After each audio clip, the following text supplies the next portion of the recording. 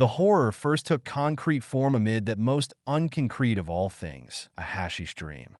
I was off on a timeless, spaceless journey through the strange lands that belong to this state of being, a million miles away from Earth and all things earthly. Yet I became cognizant that something was reaching across the unknown voids, something that tore ruthlessly at the separating curtains of my illusions and intruded itself into my visions. I did not exactly return to ordinary waking life.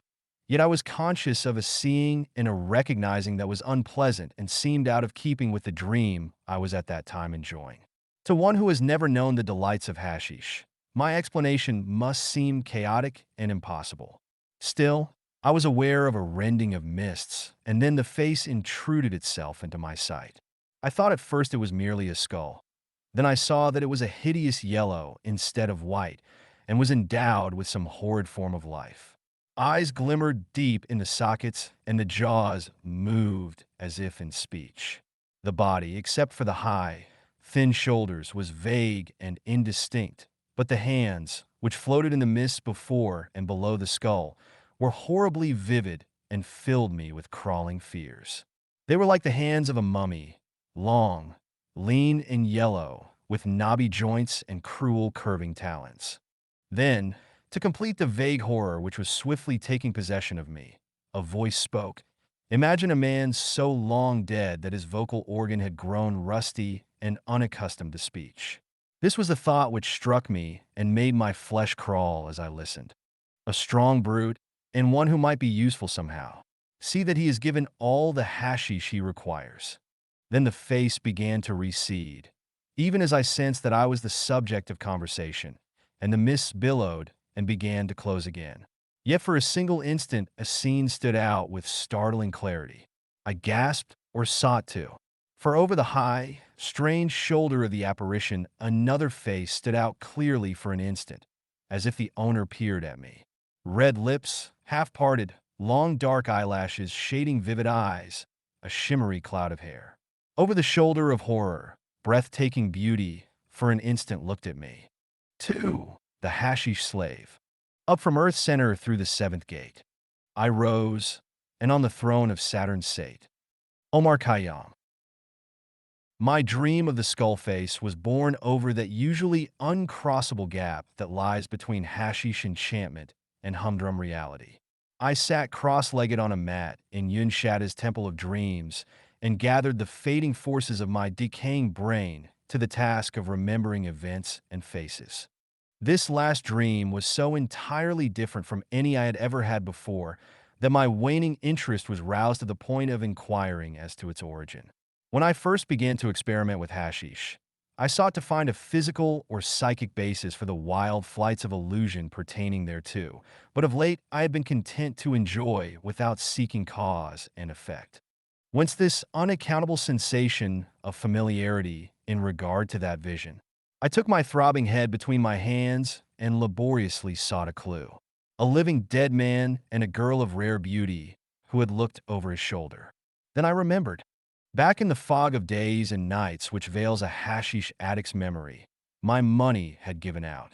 It seemed years or possibly centuries, but my stagnant reason told me that it had probably been only a few days. At any rate, I had presented myself at Yin Shada's sordid dive as usual and had been thrown out by the great Negro Hassim when it was learned I had no more money.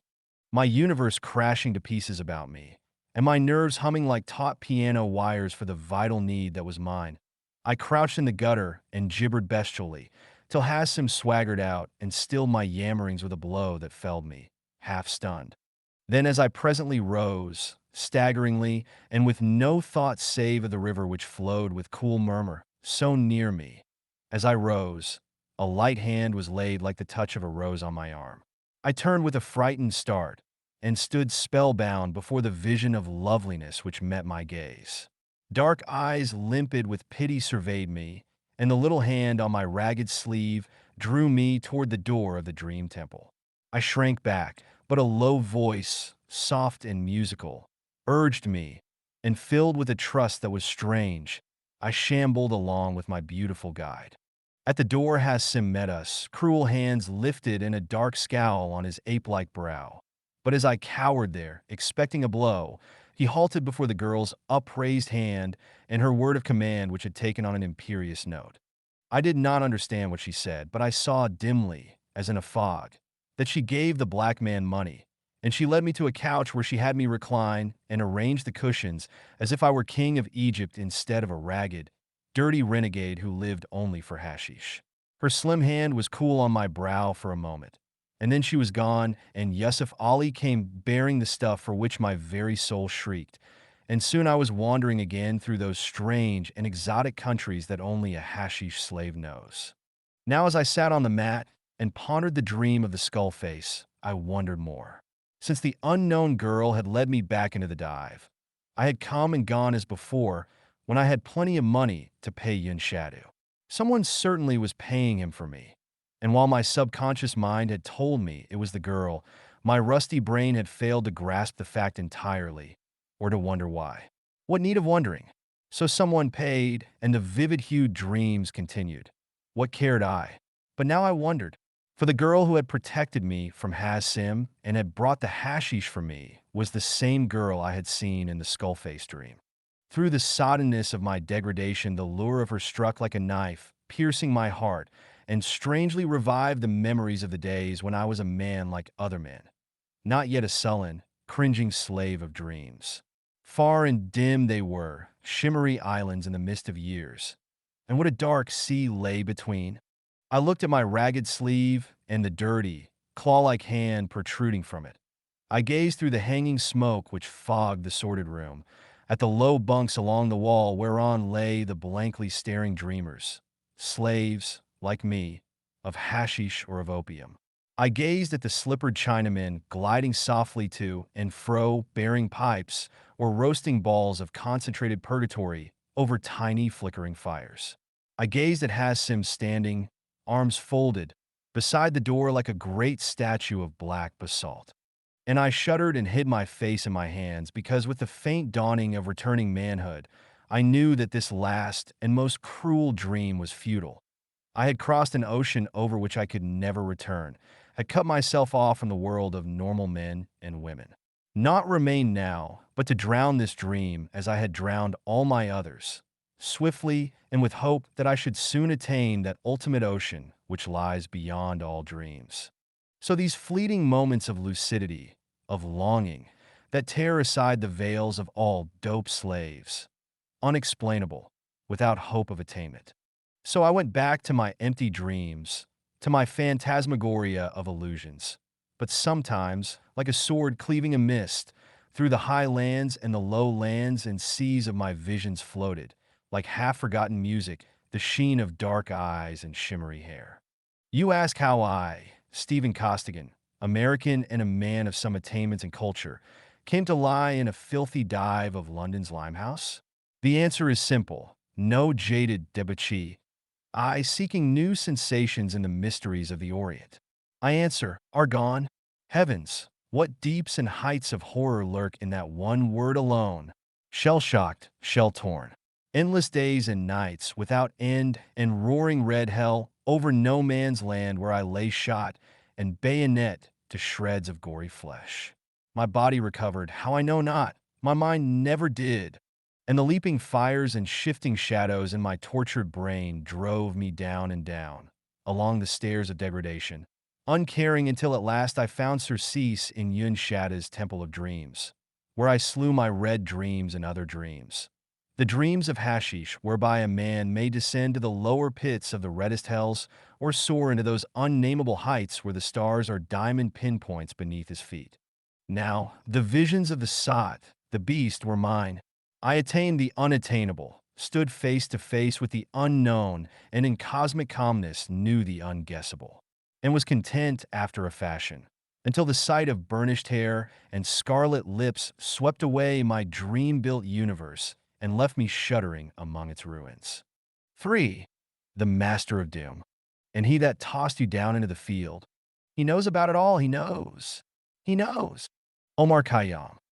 A hand shook me roughly as I emerged languidly from my latest debauch. The master wishes you. Up, swine. Hassim it was who shook me and who spoke. To hell with the master, I answered, for I hated Hassim and feared him. "Up with you, or you get no more hashish," was the brutal response, and I rose in trembling haste. I followed the huge black man, and he led the way to the rear of the building, stepping in and out among the wretched dreamers on the floor. "Muster all hands on deck," droned a sailor in a bunk. "All hands." Hassim flung open the door at the rear and motioned me to enter. I had never before passed through that door, and had supposed it led into Yun Shada's private quarters. But it was furnished only with a cot, a bronze idol of some sort before which incense burned, and a heavy table. Hassim gave me a sinister glance and seized the table as if to spin it about. It turned as if it stood on a revolving platform, and a section of the floor turned with it, revealing a hidden doorway in the floor. Steps led downward in the darkness. Hassim lighted a candle and with a brusque gesture invited me to descend. I did so, with the sluggish obedience of the dope addict, and he followed, closing the door above us by means of an iron lever fastened to the underside of the floor. In the semi-darkness, we went down the rickety steps, some 9 or 10 I should say, and then came upon a narrow corridor. Here Hassim again took the lead, holding the candle high in front of him. I could scarcely see the sides of this cave-like passageway, but knew that it was not wide. The flickering light showed it to be bare of any sort of furnishing save for a number of strange-looking chests which lined the walls. Receptacles containing opium and other dope, I thought. A continuous scurrying and the occasional glint of small red eyes haunted the shadows, betraying the presence of vast numbers of the great rats which infest the Thames waterfront of that section. Then more steps loomed out of the dark in front of us as the corridor came to an abrupt end. Hassim led the way up, and at the top knocked 4 times against what seemed the underside of a floor. A hidden door opened, and a flood of soft, elusive light streamed through. Hassim hustled me up roughly, and I stood blinking in such a setting as I had never seen in my wildest flights of vision. I stood in a jungle of palm trees, through which wriggled a million vivid-hued dragons. Then, as my startled eyes became accustomed to the light, I saw that I had not been suddenly transferred to some other planet, as I had at first thought. The palm trees were there, and the dragons, but the trees were artificial and stood in great pots, and the dragons writhed across heavy tapestries which hid the walls. The room itself was a monstrous affair, inhumanly large, it seemed to me. A thick smoke, yellowish and tropical in suggestion, seemed to hang over all, veiling the ceiling and baffling upward glances. This smoke, I saw, emanated from an altar in front of the wall to my left. I started. Through the saffron billowing fog, 2 eyes, hideously large and vivid, glittered at me. The vague outlines of some bestial idol took indistinct shape. I flung an uneasy glance about, marking the oriental divans and couches and the bizarre furnishings, and then my eyes halted and rested on a lacquer screen just in front of me. I could not pierce it, and no sound came from beyond it, yet I felt eyes searing into my consciousness through it, eyes that burned through my very soul. A strange aura of evil flowed from that strange screen with its weird carvings and unholy decorations. Hassim salaamed profoundly before it, and then, without speaking, stepped back and folded his arms, statue-like. A voice suddenly broke the heavy and oppressive silence. "You who are a swine? Would you like to be a man again?" I started. The tone was inhuman, cold more. There was a suggestion of long disuse of the vocal organs. The voice I had heard in my dream. "Yes," I replied, trance-like, "I would like to be a man again." Silence ensued for a space.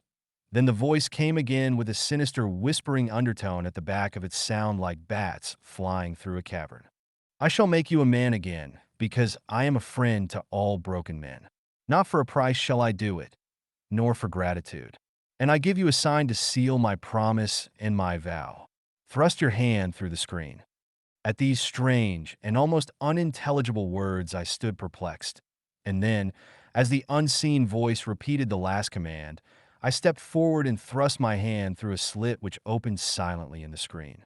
I felt my wrist seized in an iron grip, and something 7 times colder than ice touched the inside of my hand. Then my wrist was released, and drawing forth my hand, I saw a strange symbol traced in blue close to the base of my thumb, a thing like a scorpion. The voice spoke again in a sibilant language I did not understand, and Hassim stepped forward deferentially. He reached about the screen and then turned to me, holding a goblet of some amber-colored liquid which he proffered me with an ironical bow. I took it hesitatingly. "Drink and fear not," said the unseen voice. "It is only an Egyptian wine with life-giving qualities." So I raised the goblet and emptied it. The taste was not unpleasant, and even as I handed the beaker to Hassim again, I seemed to feel new life and vigor whip along my jaded veins. "Remain at Yun Shada's house," said the voice. "You will be given food and a bed until you are strong enough to work for yourself. You will use no hashish, nor will you require any. Go." As in a daze, I followed Hassim back through the hidden door, down the steps, along the dark corridor, and up through the other door that led us into the Temple of Dreams. As we stepped from the rear chamber into the main room of the Dreamers, I turned to the Negro wonderingly. "Master? Master of what?" "Of life." Hassim laughed, fiercely and sardonically. "Master of doom." "4. The spider and the fly." There was the door to which I found no key. There was the veil through which I might not see. Omar Khayyam. I sat on Yun Shada's cushions and pondered with a clearness of mind new and strange to me. As for that, all my sensations were new and strange. I felt as if I had wakened from a monstrously long sleep, and though my thoughts were sluggish, I felt as though the cobwebs which had clogged them for so long had been partly brushed away. I drew my hand across my brow, noting how it trembled. I was weak and shaky and felt the stirrings of hunger. Not for dope, but for food. What had been in the draft, I had quenched in the chamber of mystery. And why had the master chosen me, out of all the other wretches of Yun Shadows, for regeneration? And who was this master? Somehow the word sounded vaguely familiar. I sought laboriously to remember. Yes, I had heard it, lying half-waking in the bunks or on the floor, whispered sibilantly by Yun Shadow, or by Hassim, or by Yusuf Ali. The more, muttered in their low-voiced conversations and mingled always with words I could not understand.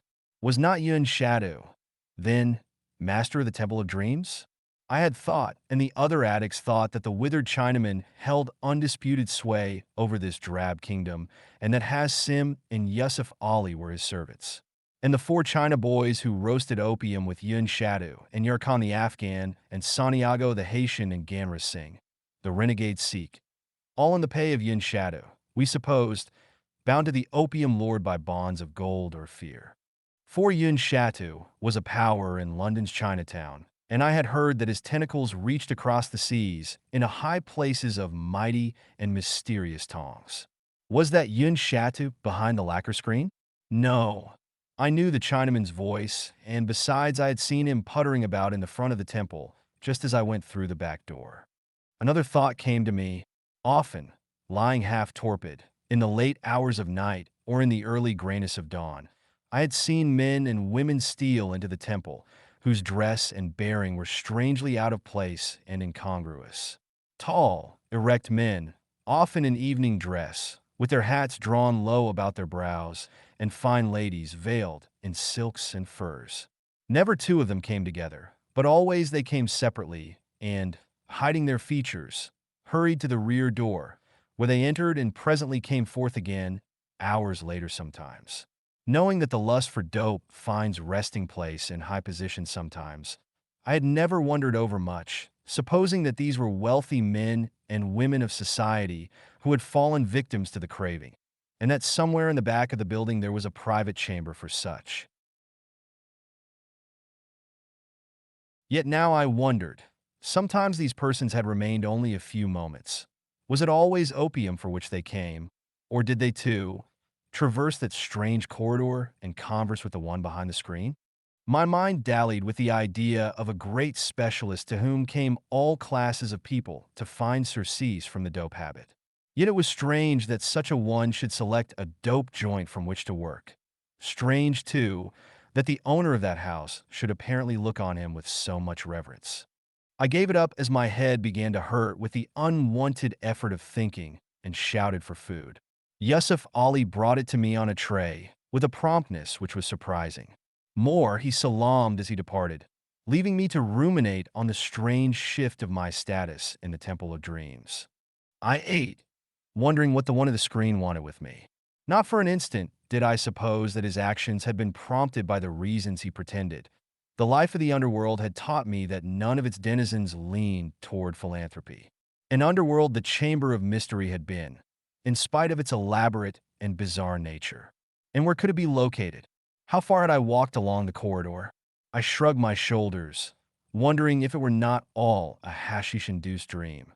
Then my eye fell upon my hand, and the scorpion traced thereon. "Muster all hands," droned the sailor in the bunk. All hands. To tell in detail of the next few days would be boresome to any who have not tasted the dire slavery of dope. I waited for the craving to strike me again, waited with sure sardonic hopelessness. All day, all night, another day, then the miracle was forced upon my doubting brain. Contrary to all theories and supposed facts of science and common sense, the craving had left me as suddenly and completely as a bad dream. At first I could not credit my senses, but believed myself to be still in the grip of a dope nightmare. But it was true. From the time I quaffed the goblet in the room of mystery, I felt not the slightest desire for the stuff which had been life itself to me. This, I felt vaguely, was somehow unholy and certainly opposed to all rules of nature. If the dread being behind the screen had discovered the secret of breaking Hashish's terrible power, what other monstrous secrets had he discovered, and what unthinkable dominance was his? The suggestion of evil crawled, serpent-like, through my mind. I remained at Yun Shada's house, lounging in a bunk or on cushions spread upon the floor, eating and drinking at will. But now that I was becoming a normal man again, the atmosphere became most revolting to me, and the sight of the wretches writhing in their dreams reminded me unpleasantly of what I myself had been. And it repelled, nauseated me. So one day, when no one was watching me, I rose and went out on the street and walked along the waterfront. The air, burdened though it was with smoke and foul scents, filled my lungs with strange freshness and aroused new vigor in what had once been a powerful frame. I took new interest in the sounds of men living and working, and the sight of a vessel being unloaded at one of the wharfs actually thrilled me. The force of longshoremen was short, and presently I found myself heaving and lifting and carrying. And though the sweat coursed down my brow and my limbs trembled at the effort, I exulted in the thought that at last I was able to labor for myself again, no matter how low or drab the work might be. As I returned to the door of Yun Shata's that evening, hideously weary, but with the renewed feeling of manhood that comes of honest toil, Hassim met me at the door. "You been where?" he demanded roughly. "I've been working on the docks," I answered shortly. "You don't need to work on docks," he snarled. "The master got work for you." He led the way, and again I traversed the dark stairs and the corridor under the earth. This time my faculties were alert, and I decided that the passageway could not be over 30 or 40 feet in length. Again I stood before the lacquer screen, and again I heard the inhuman voice of living death. "I can give you work," said the voice. "Are you willing to work for me?" I quickly assented. After all, in spite of the fear which the voice inspired, I was deeply indebted to the owner. "Good. Take these." As I started toward the screen, a sharp command halted me, and Hassim stepped forward and, reaching behind, took what was offered. This was a bundle of pictures and papers, apparently.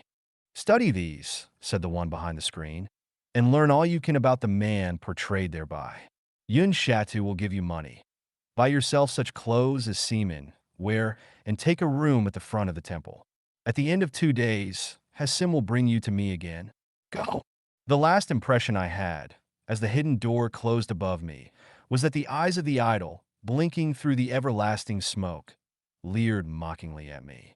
The front of the Temple of Dreams consisted of rooms for rent, masking the true purpose of the building under the guise of a waterfront boarding house. The police had made several visits to Yun Shadow, but had never gotten any incriminating evidence against him. So in one of these rooms, I took up my abode and set to work studying the material given me. The pictures were all of one man, a large man, not unlike me in build and general facial outline, except that he wore a heavy beard and was inclined to blondness, whereas I am dark. The name, as written on the accompanying papers, was Major Fairlawn Morley, Special Commissioner to Natal and the Transvaal. This office and title were new to me, and I wondered at the connection between an African commissioner and an opium house on the Thames waterfront. The papers consisted of extensive data evidently copied from authentic sources and all dealing with Major Morley, and a number of private documents considerably illuminating on the Major's private life. An exhaustive description was given of the man's personal appearance and habits, some of which seemed very trivial to me. I wondered what the purpose could be, and how the one behind the screen had come in possession of papers of such intimate nature. I could find no clue in answer to this question, but bent all my energies to the task set out for me. I owed a deep debt of gratitude to the unknown man who required this of me, and I was determined to repay him to the best of my ability. Nothing, at this time, suggested a snare to me. 5. The man on the couch. What dam of lances sent thee forth to jest at dawn with death? Kipling. At the expiration of 2 days, Hassan beckoned me as I stood in the opium room. I advanced with a springy, resilient tread, secure in the confidence that I had culled the Morley papers of all their worth. I was a new man. My mental swiftness and physical readiness surprised me. Sometimes it seemed unnatural. Hassan eyed me through narrowed lids and motioned me to follow, as usual.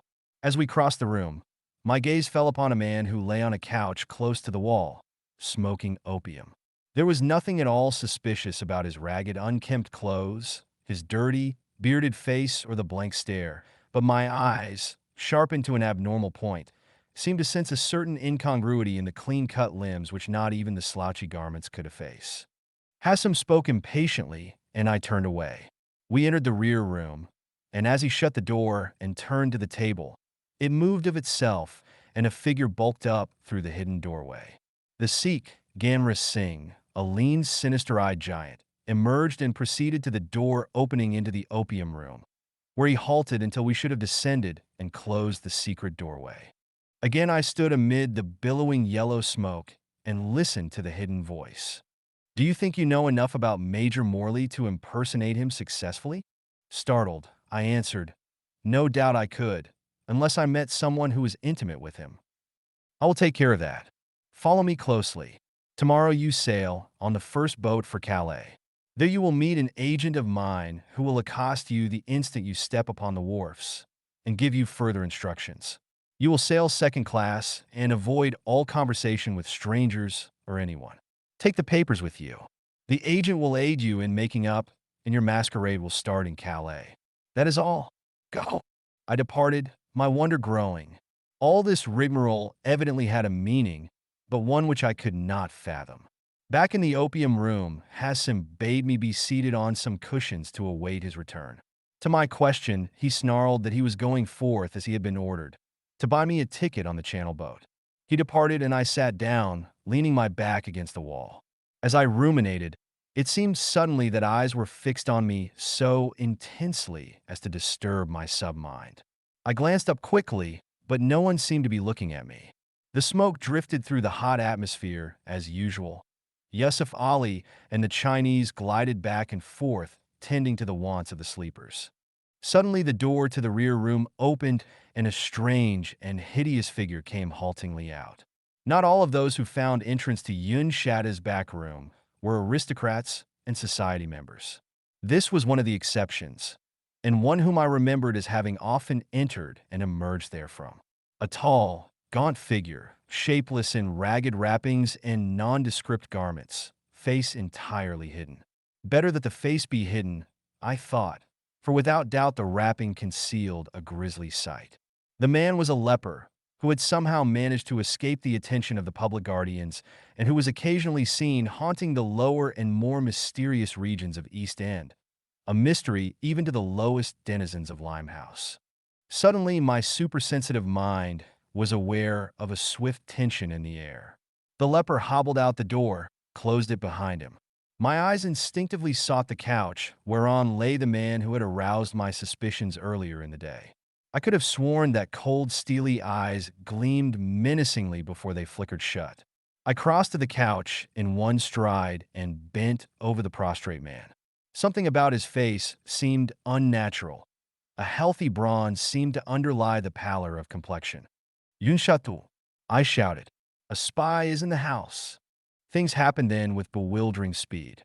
The man on the couch with one tigerish movement leaped erect, and a revolver gleamed in his hand. One sinewy arm flung me aside as I sought to grapple with him, and a sharp, decisive voice sounded over the babble which broke forth. You there! Halt! Halt!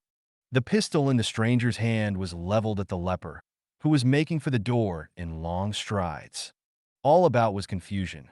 Yun Shadu was shrieking volubly in Chinese, and the four China boys and Yusuf Ali were rushing in from all sides, knives glittering in their hands. All this I saw with unnatural clearness, even as I marked the stranger's face. As the flying leper gave no evidence of halting, I saw the eyes harden to steely points of determination, sighting along the pistol barrel, the features set with the grim purpose of the slayer. The leper was almost to the outer door, but death would strike him down ere he could reach it. And then, just as the finger of the stranger tightened on the trigger, I hurled myself forward and my right fist crashed against his chin. He went down as though struck by a trip hammer, the revolver exploding harmlessly in the air. In that instant, with the blinding flare of light that sometimes comes to one, I knew that the leper was none other than the man behind the screen. I bent over the fallen man, who, though not entirely senseless, had been rendered temporarily helpless by that terrific blow. He was struggling dazedly to rise, but I shoved him roughly down again, and seizing the false beard he wore, tore it away. A lean bronzed face was revealed, the strong lines of which not even the artificial dirt and grease paint could alter. Yusuf Ali leaned above him now, dagger in hand, eyes slits of murder. The brown sinewy hand went up. I caught the wrist. Not so fast, you black devil. What are you about to do? This is John Gordon, he hissed, the master's greatest foe. He must die. Curse you. John Gordon? The name was familiar somehow, and yet I did not seem to connect it with the London police nor account for the man's presence in Yun Shada's dope joint. However, on one point I was determined. You don't kill him, at any rate. Up with you. This last to Gordon, who with my aid staggered up, still very dizzy. That punch would have dropped a bull, I said in wonderment. I didn't know I had it in me. The false leper had vanished. Yun Shada stood gazing at me, as immobile as an idol, hands in his wide sleeves, and Yusuf Ali stood back, muttering murderously and thumbing his dagger edge, as I led Gordon out of the opium room and through the innocent-appearing bar which lay between that room and the street. Out in the street, I said to him, I have no idea as to who you are or what you are doing here, but you see what an unhealthful place it is for you. Hereafter be advised by me and stay away. His only answer was a searching glance, and then he turned and walked swiftly though somewhat unsteadily up the street. 6. The Dream Girl. I have reached these lands but newly, from an ultimate dim Thule. Poe. Outside my room sounded a light footstep. The doorknob turned cautiously and slowly. The door opened. I sprang erect with a gasp. Red lips, half-parted, dark eyes like limpid seas of wonder, a mass of shimmering hair, framed in my drab doorway, stood the girl of my dreams. She entered, and half-turning with a sinuous motion, closed the door.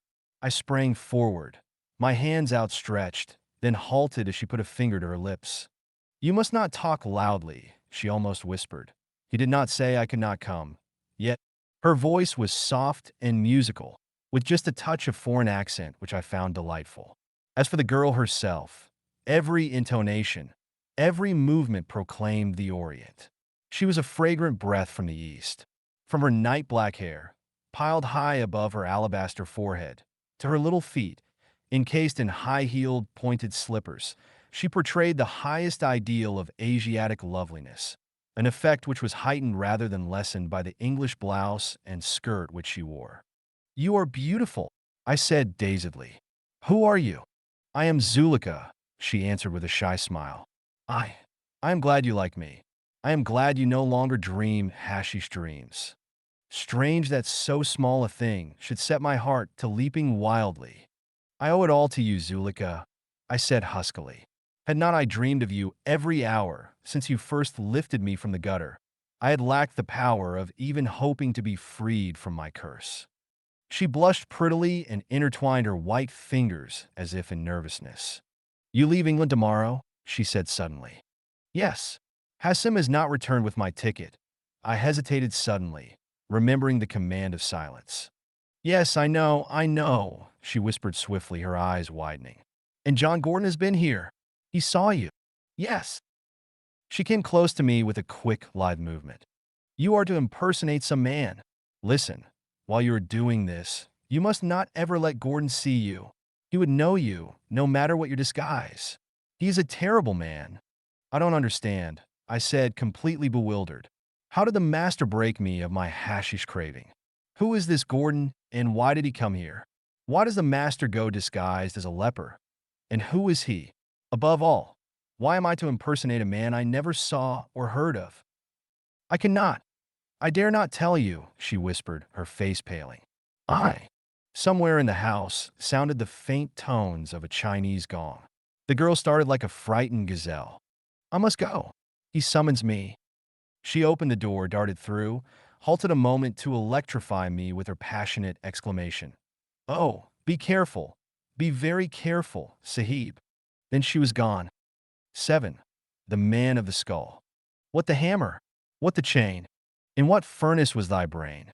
What the anvil? What dread grasp? Dare its deadly terrors clasp? Blake. A while after my beautiful and mysterious visitor had left, I sat in meditation. I believed that I had at last stumbled on to an explanation of a part of the enigma, at any rate. This was the conclusion I had reached. Yun Shatu, the opium lord, was simply the agent or servant of some organization or individual whose work was on a far larger scale than merely supplying dope addicts in the Temple of Dreams. This man or these men needed coworkers among all classes of people. In other words, I was being let in with a group of opium smugglers on a gigantic scale. Gordon no doubt had been investigating the case, and his presence alone showed that it was no ordinary one, for I knew that he held a high position with the English government, though just what, I did not know. Opium or not, I determined to carry out my obligation to the master.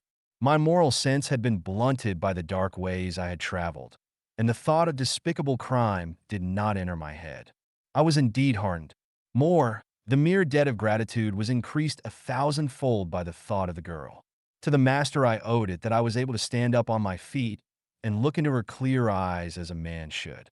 So if he wished my services as a smuggler of dope, he should have them.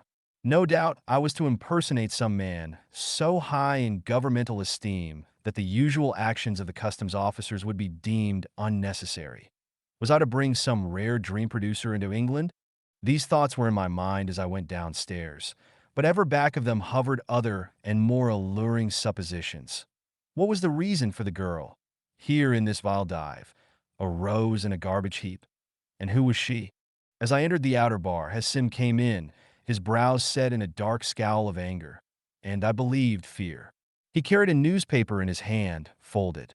I told you to wait in opium room, he snarled. You were gone so long that I went up to my room. Have you the ticket?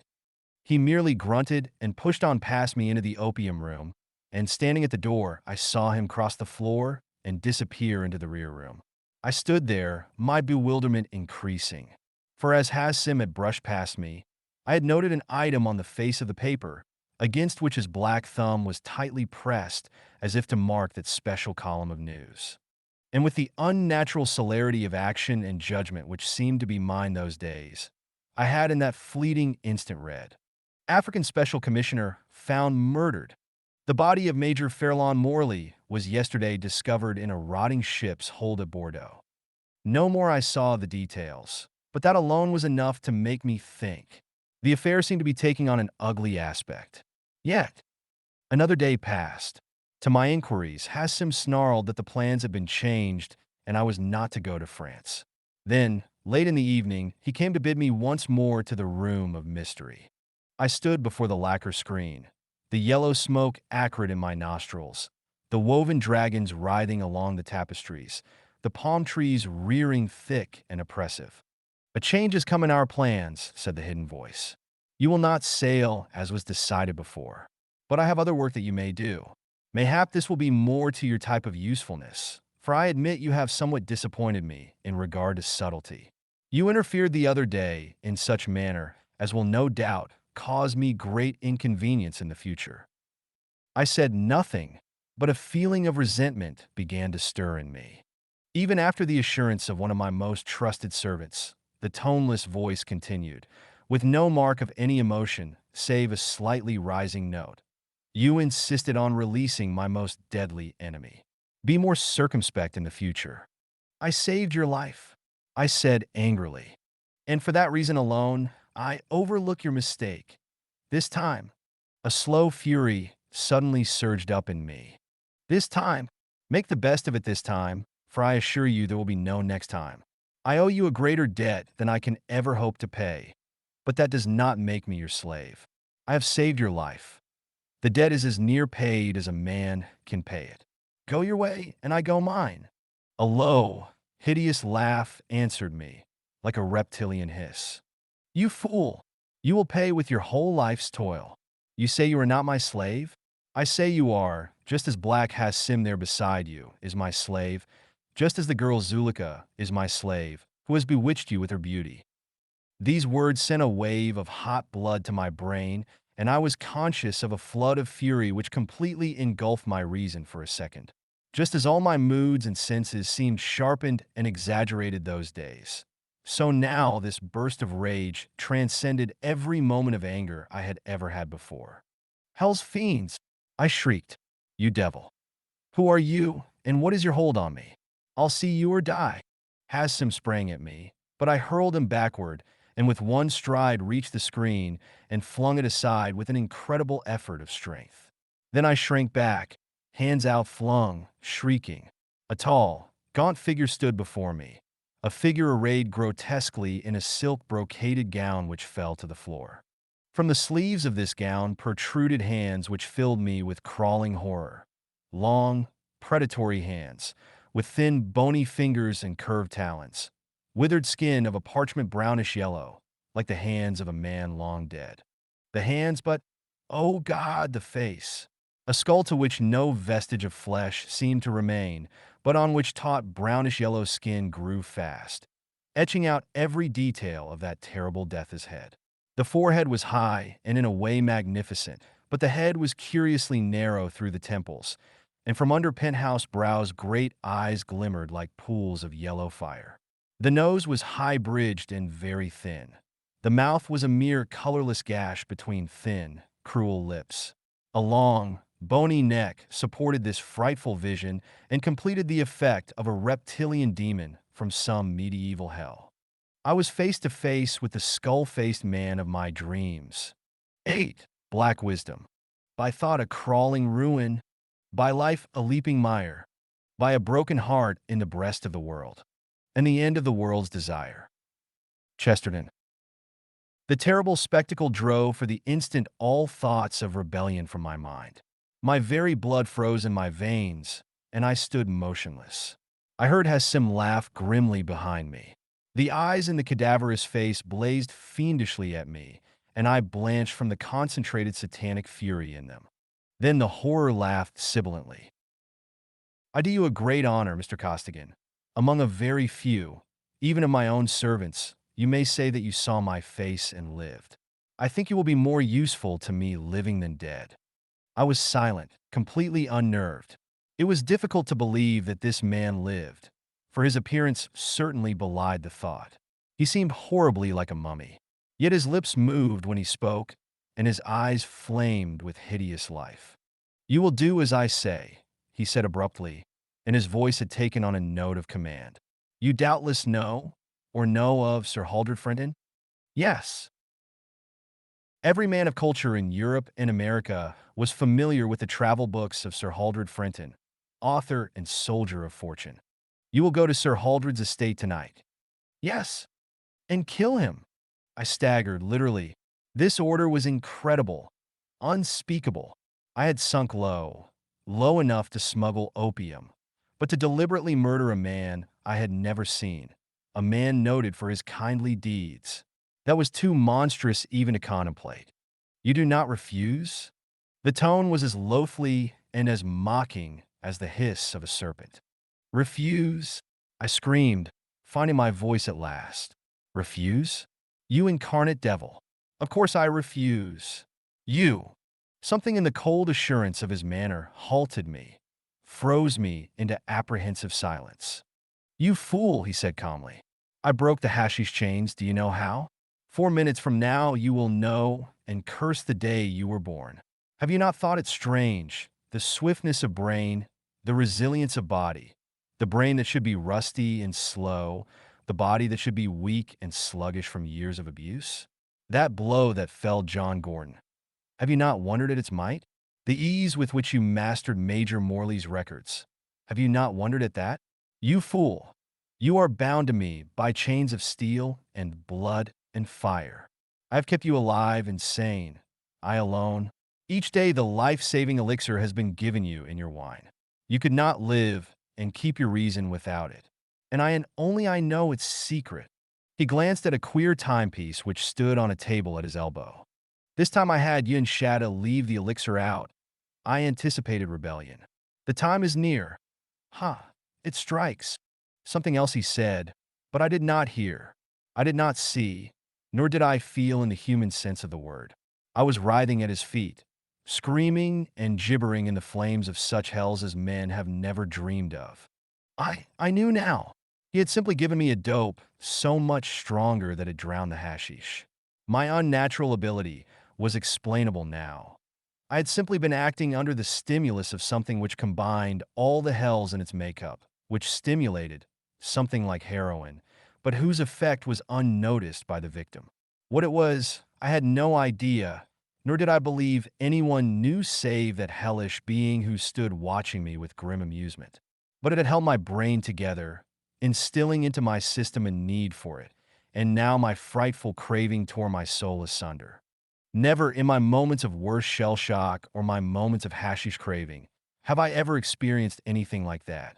I burned with the heat of 1,000 hells and froze with an iciness that was colder than any ice 100 times.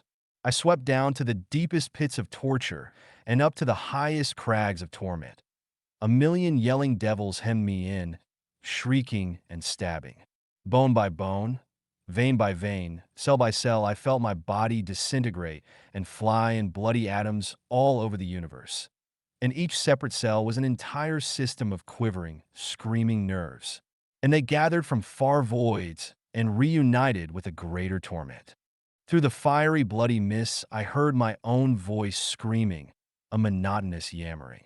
Then, with distended eyes, I saw a golden goblet, held by a claw-like hand, swim into view, a goblet filled with an amber liquid. With a bestial screech, I seized it with both hands, being dimly aware that the metal stem gave beneath my fingers and brought the brim to my lips. I drank in frenzied haste, the liquid slopping down onto my breast. 9. Cathalos of Egypt. Night shall be thrice night over you, and heaven an iron cope. Chesterton.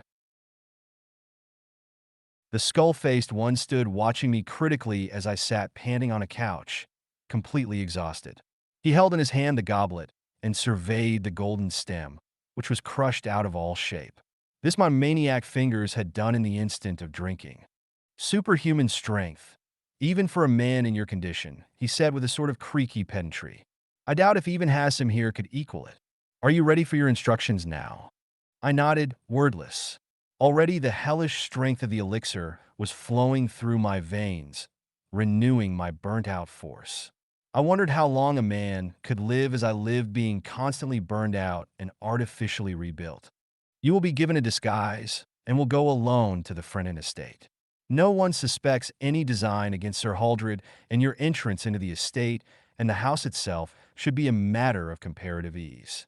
You will not don the disguise, which will be of unique nature, until you are ready to enter the estate. You will then proceed to Sir Haldred's room and kill him, breaking his neck with your bare hands. This is essential.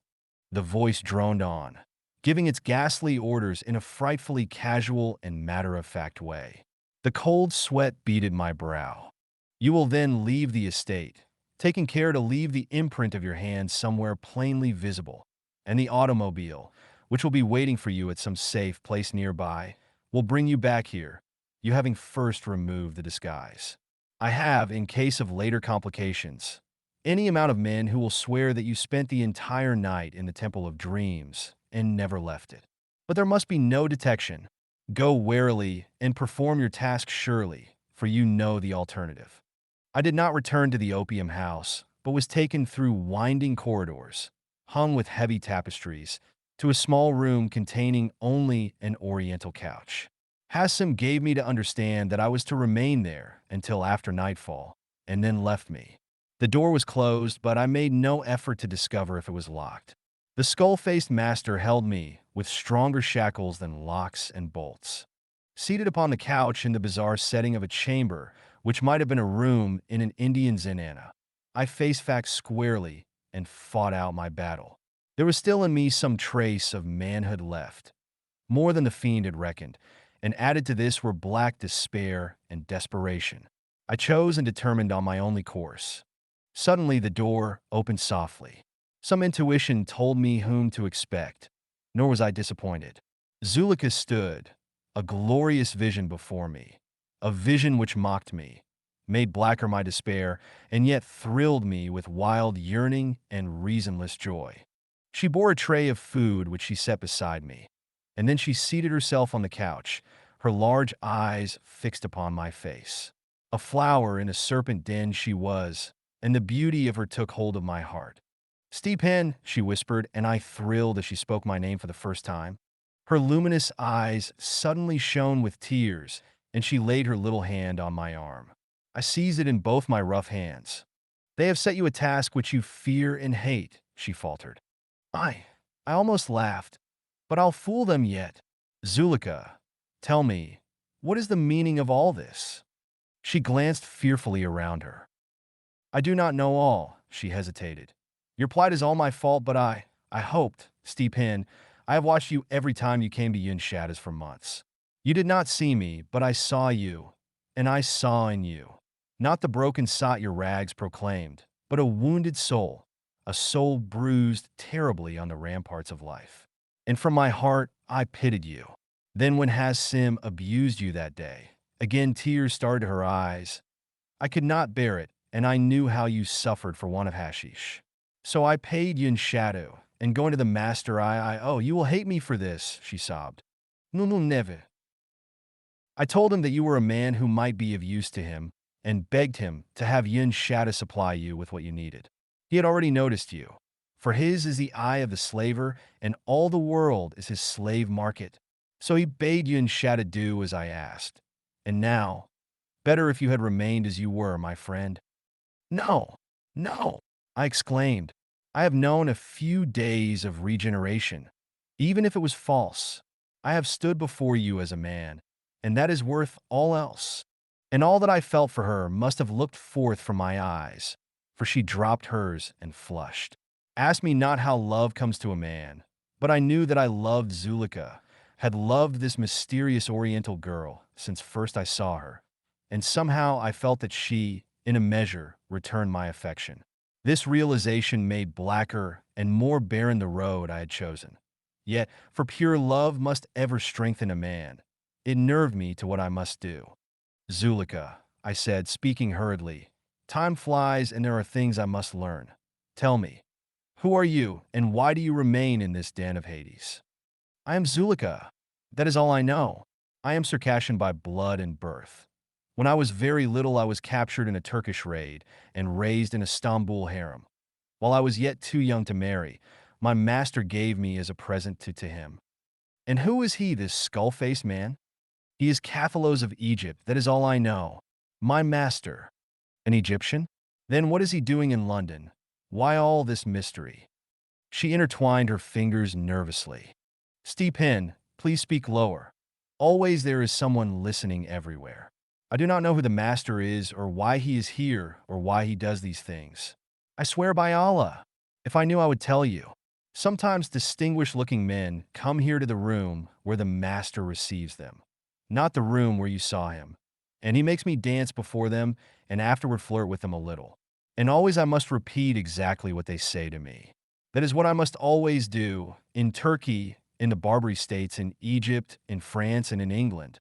The master taught me French and English and educated me in many ways himself. He is the greatest sorcerer in all the world and knows all ancient magic and everything. Zulika, I said, my race is soon run, but let me get you out of this. Come with me, and I swear I'll get you away from this fiend. She shuddered and hid her face. No, no, I cannot. Zulika, I asked gently, what hold has he over you, child dope also? No, no, she whimpered. I do not know, but I cannot. I never can escape him. I sat, baffled for a few moments. Then I asked, Zulika, where are we right now? This building is a deserted storehouse back of the Temple of Silence. I thought so. What is in the chest in the tunnel? I do not know. Then suddenly she began weeping softly. You too, a slave like me. You who are so strong and kind. Oh, Stephen, I cannot bear it. I smiled. Lean closer, Zulika, and I will tell you how I am going to fool this Cathalos. She glanced apprehensively at the door. You must speak low. I will lie in your arms, and while you pretend to caress me, whisper your words to me. She glided into my embrace. And there on the dragon-worked couch in that house of horror, I first knew the glory of Zulika's slender form nestling in my arms, of Zulika's soft cheek pressing my breast. The fragrance of her was in my nostrils, her hair in my eyes, and my senses reeled. Then with my lips hidden by her silky hair, I whispered swiftly, I am going first to warn Sir Haldred Frenton, then to find John Gordon and tell him of this den. I will lead the police here, and you must watch closely and be ready to hide from him until we can break through and kill or capture him. Then you will be free. But you, she gasped, paling. You must have the elixir, and only he. I have a way of outdoing him, child, I answered. She went pitifully white, and her woman's intuition sprang at the right conclusion. You are going to kill yourself. And much as it hurt me to see her emotion, I yet felt a torturing thrill that she should feel so on my account. Her arms tightened about my neck. Don't steep in, she begged. It is better to live, even... No, not at that price. Better to go out clean while I have the manhood left. She stared at me wildly for an instant. Then, pressing her red lips suddenly to mine, she sprang up and fled from the room. Strange, strange are the ways of love. Two stranded ships on the shores of life. We had drifted inevitably together, and though no word of love had passed between us, we knew each other's heart. Through grime and rags, and through the accoutrements of the slave, we knew each other's heart, and from the first loved as naturally and as purely as it was intended from the beginning of time. The beginning of life now, and the end for me. For as soon as I had completed my task, ere I felt again the torments of my curse, love and life and beauty and torture should be blotted out together in the stark finality of a pistol ball scattering my rotting brain. Better a clean death than... The door opened again, and Yusuf Ali entered. The hour arrives for departure, he said briefly. Rise and follow. I had no idea, of course, as to the time. No window opened from the room I occupied. I had seen no outer window whatever. The rooms were lighted by tapers and censers swinging from the ceiling. As I rose, the slim, young Moor slanted a sinister glance in my direction. This lies between you and me, he said sibilantly. Servants of the same master we. But this concerns ourselves alone. Keep your distance from Zulika. The master has promised her to me in the days of the Empire. My eyes narrowed to slits as I looked into the frowning, handsome face of the Oriental, and such hate surged up in me as I have seldom known. My fingers involuntarily opened and closed, and the Moor, marking the action, stepped back, hand in his girdle. Not now. There is work for us both, later perhaps. Then in a sudden cold gust of hatred, swine, ape-man, when the master is finished with you, I shall quench my dagger in your heart. I laughed grimly. Make it soon, desert snake, or I'll crush your spine between my hands. 10. The Dark House. Against all man-made shackles and a man-made hell alone, at last unaided, I rebel. Monday. I followed Yusuf Ali along the winding hallways, down the steps. Cathalos was not in the idol room. And along the tunnel, then through the rooms of the Temple of Dreams and out into the street, where the street lamps gleamed drearily through the fogs and a slight drizzle. Across the street stood an automobile, curtains closely drawn. "That is yours," said Hassim, who had joined us. "Saunter across natural-like. Don't act suspicious. The place may be watched. The driver knows what to do." Then he and Yusuf Ali drifted back into the bar, and I took a single step toward the curb. "Stepan?" A voice that made my heart leap spoke my name. A white hand beckoned from the shadows of a doorway. I stepped quickly there. "Zulika!" "Shh!" She clutched my arm, slipped something into my hand. I made out vaguely a small flask of gold. "Hide this quick," came her urgent whisper. "Don't come back, but go away and hide. This is full of elixir. I will try to get you some more before that is all gone. You must find a way of communicating with me." "Yes, but how did you get this?" I asked amazedly. "I stole it from the master. Now please, I must go before he misses me." And she sprang back into the doorway and vanished. I stood undecided. I was sure that she had risked nothing less than her life in doing this, and I was torn by the fear of what Cathalos might do to her, were the theft discovered. But to return to the House of Mystery would certainly invite suspicion, and I might carry out my plan and strike back before the skull-faced one learned of his slave's duplicity. So I crossed the street to the waiting automobile. The driver was a Negro whom I had never seen before, a lanky man of medium height. I stared hard at him, wondering how much he had seen. He gave no evidence of having seen anything, and I decided that even if he had noticed me step back into the shadows, he could not have seen what passed there nor have been able to recognize the girl. He merely nodded as I climbed in the back seat, and a moment later we were speeding away down the deserted and fog-haunted streets. A bundle beside me I concluded to be the disguise mentioned by the Egyptian. To recapture the sensations I experienced as I rode through the rainy, misty night would be impossible. I felt as if I were already dead, and the bare and dreary streets about me were the roads of death over which my ghost had been doomed to roam forever. A torturing joy was in my heart, and bleak despair, the despair of a doomed man. Not that death itself was so repellent. A dope victim dies, too many deaths to shrink from the last. But it was hard to go out just as love had entered my barren life. And I was still young. A sardonic smile crossed my lips. They were young, too, the men who died beside me in no man's land. I drew back my sleeve and clenched my fists, tensing my muscles. There was no surplus weight on my frame, and much of the firm flesh had wasted away, but the cords of the great biceps still stood out like knots of iron, seeming to indicate massive strength. But I knew my might was false, that in reality I was a broken husk of a man, animated only by the artificial fire of the elixir, without which a frail girl might topple me over. The automobile came to a halt among some trees. We were on the outskirts of an exclusive suburb, and the hour was past midnight. Through the trees, I saw a large house looming darkly against the distant flares of nighttime London. "This is where I wait," said the Negro. "No one can see the automobile from the road or from the house."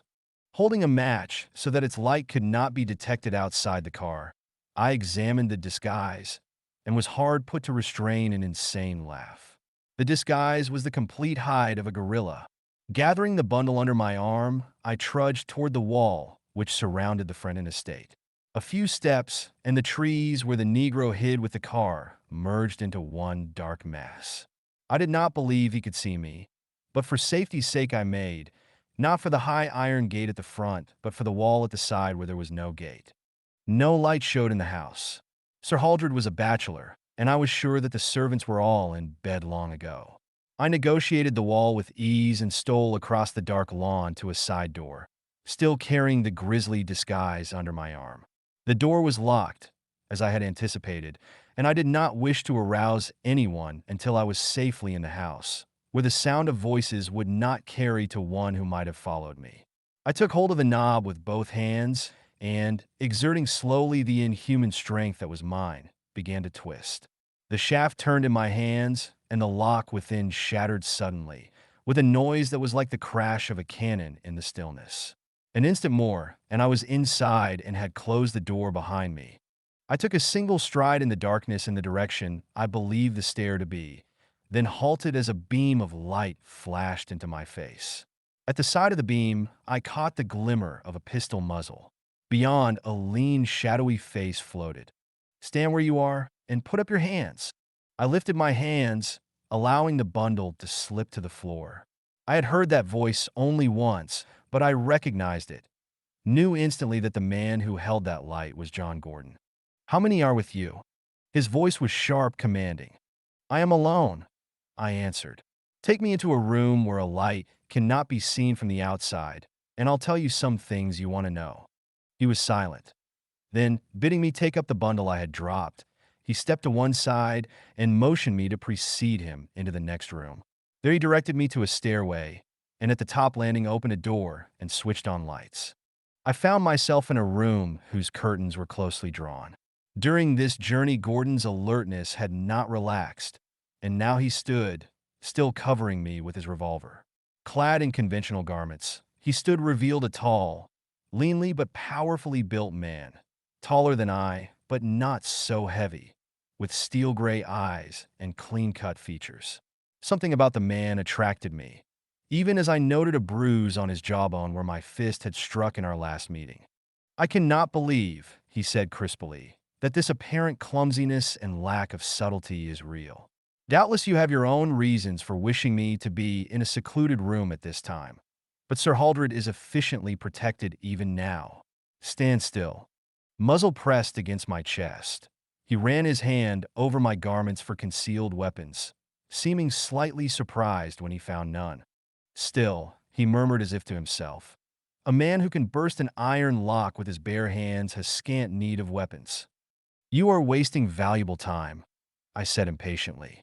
"I was sent here tonight to kill Sir Haldred Frenton." "By whom?" The question was shot at me. "By the man who sometimes goes disguised as a leper."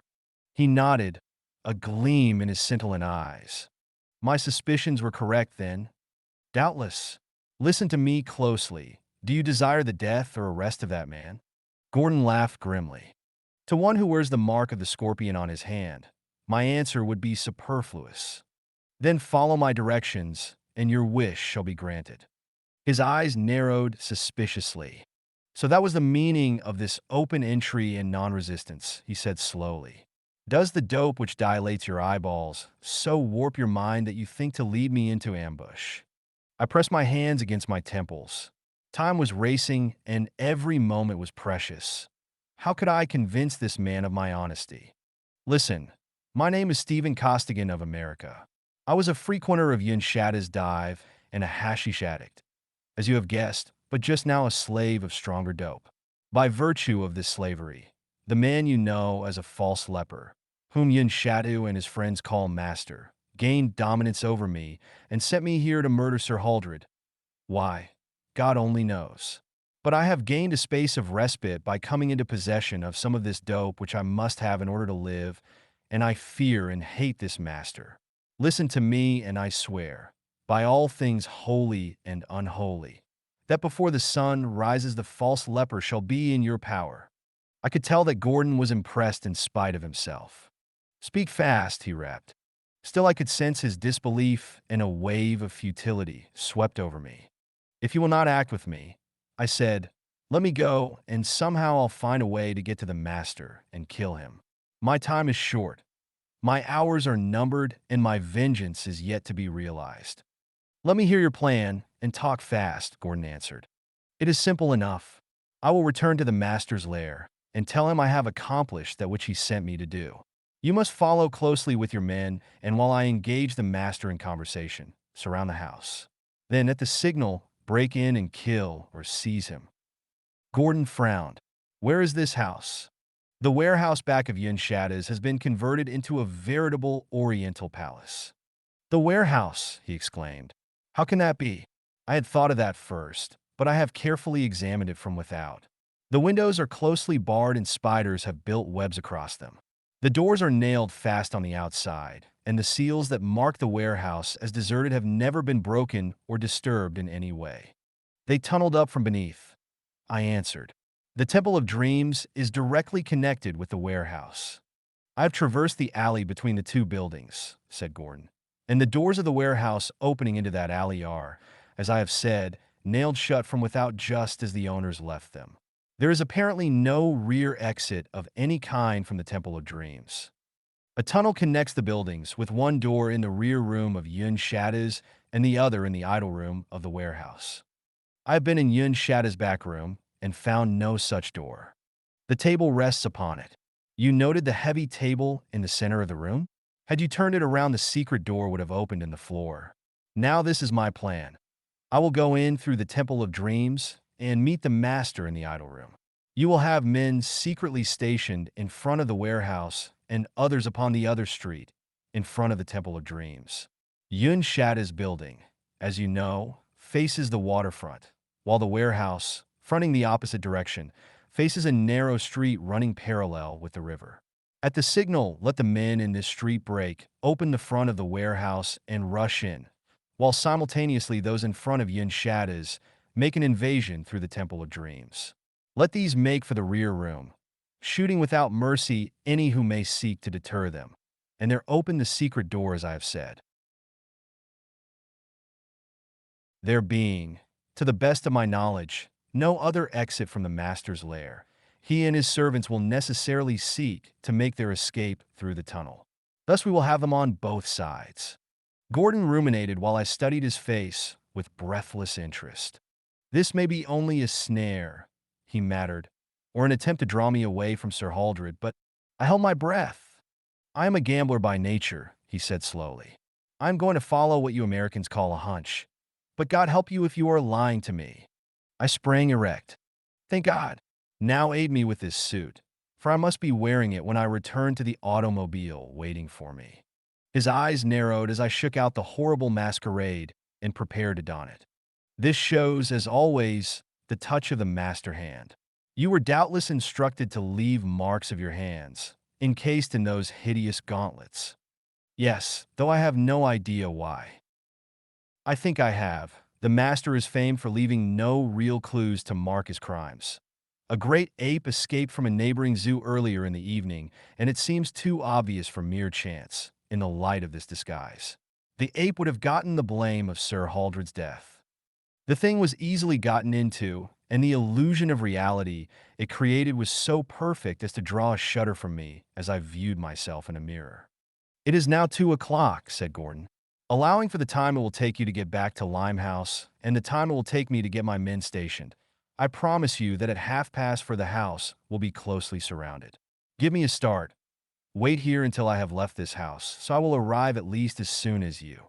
Good. I impulsively grasped his hand. There will doubtless be a girl there who is in no way implicated with the master's evil doings, but only a victim of circumstances such as I have been. Deal gently with her. It shall be done. What signal shall I look for? I have no way of signaling you, and I doubt if any sound in the house could be heard on the street. Let your men make their raid on the stroke of 5. I turn to go. A man is waiting for you with a car? I take it. Is he likely to suspect anything? I have a way of finding out, and if he does, I replied grimly, I will return alone to the Temple of Dreams. 11. 434. Doubting, dreaming dreams no mortal ever dared to dream before. Poe. The door closed softly behind me, the great dark house looming up more starkly than ever. Stooping, I crossed the wet lawn at a run, a grotesque and unholy figure. I doubt not, since any man had at a glance sworn me to be not a man but a giant ape. So craftily had the master devised. I clambered the wall, dropped to the earth beyond, and made my way through the darkness and the drizzle to the group of trees which masked the automobile. The Negro driver leaned out of the front seat. I was breathing hard and sought in various ways to simulate the actions of a man who has just murdered in cold blood and fled the scene of his crime. You heard nothing, no sound, no scream? I hissed, gripping his arm. No noise except a slight crash when you first went in, he answered. You did a good job. Nobody passing along the road could have suspected anything. Have you remained in the car all the time? I asked. And when he replied that he had, I seized his ankle and ran my hand over the soles of his shoe. It was perfectly dry, as was the cuff of his trouser leg. Satisfied, I climbed into the back seat. Had he taken a step on the earth, shoe and garment would have showed it by the telltale dampness. I ordered him to refrain from starting the engine until I had removed the ape skin. And then we sped through the night, and I fell victim to doubts and uncertainties. Why should Gordon put any trust in the word of a stranger and a former ally of the Master's? Would he not put my tale down as the ravings of a dope-crazed addict, or a lie to ensnare or befool him? Still, if he had not believed me, why had he let me go? I could but trust. At any rate, what Gordon did or did not do would scarcely affect my fortunes ultimately, even though Zulika had furnished me with that which would merely extend the number of my days.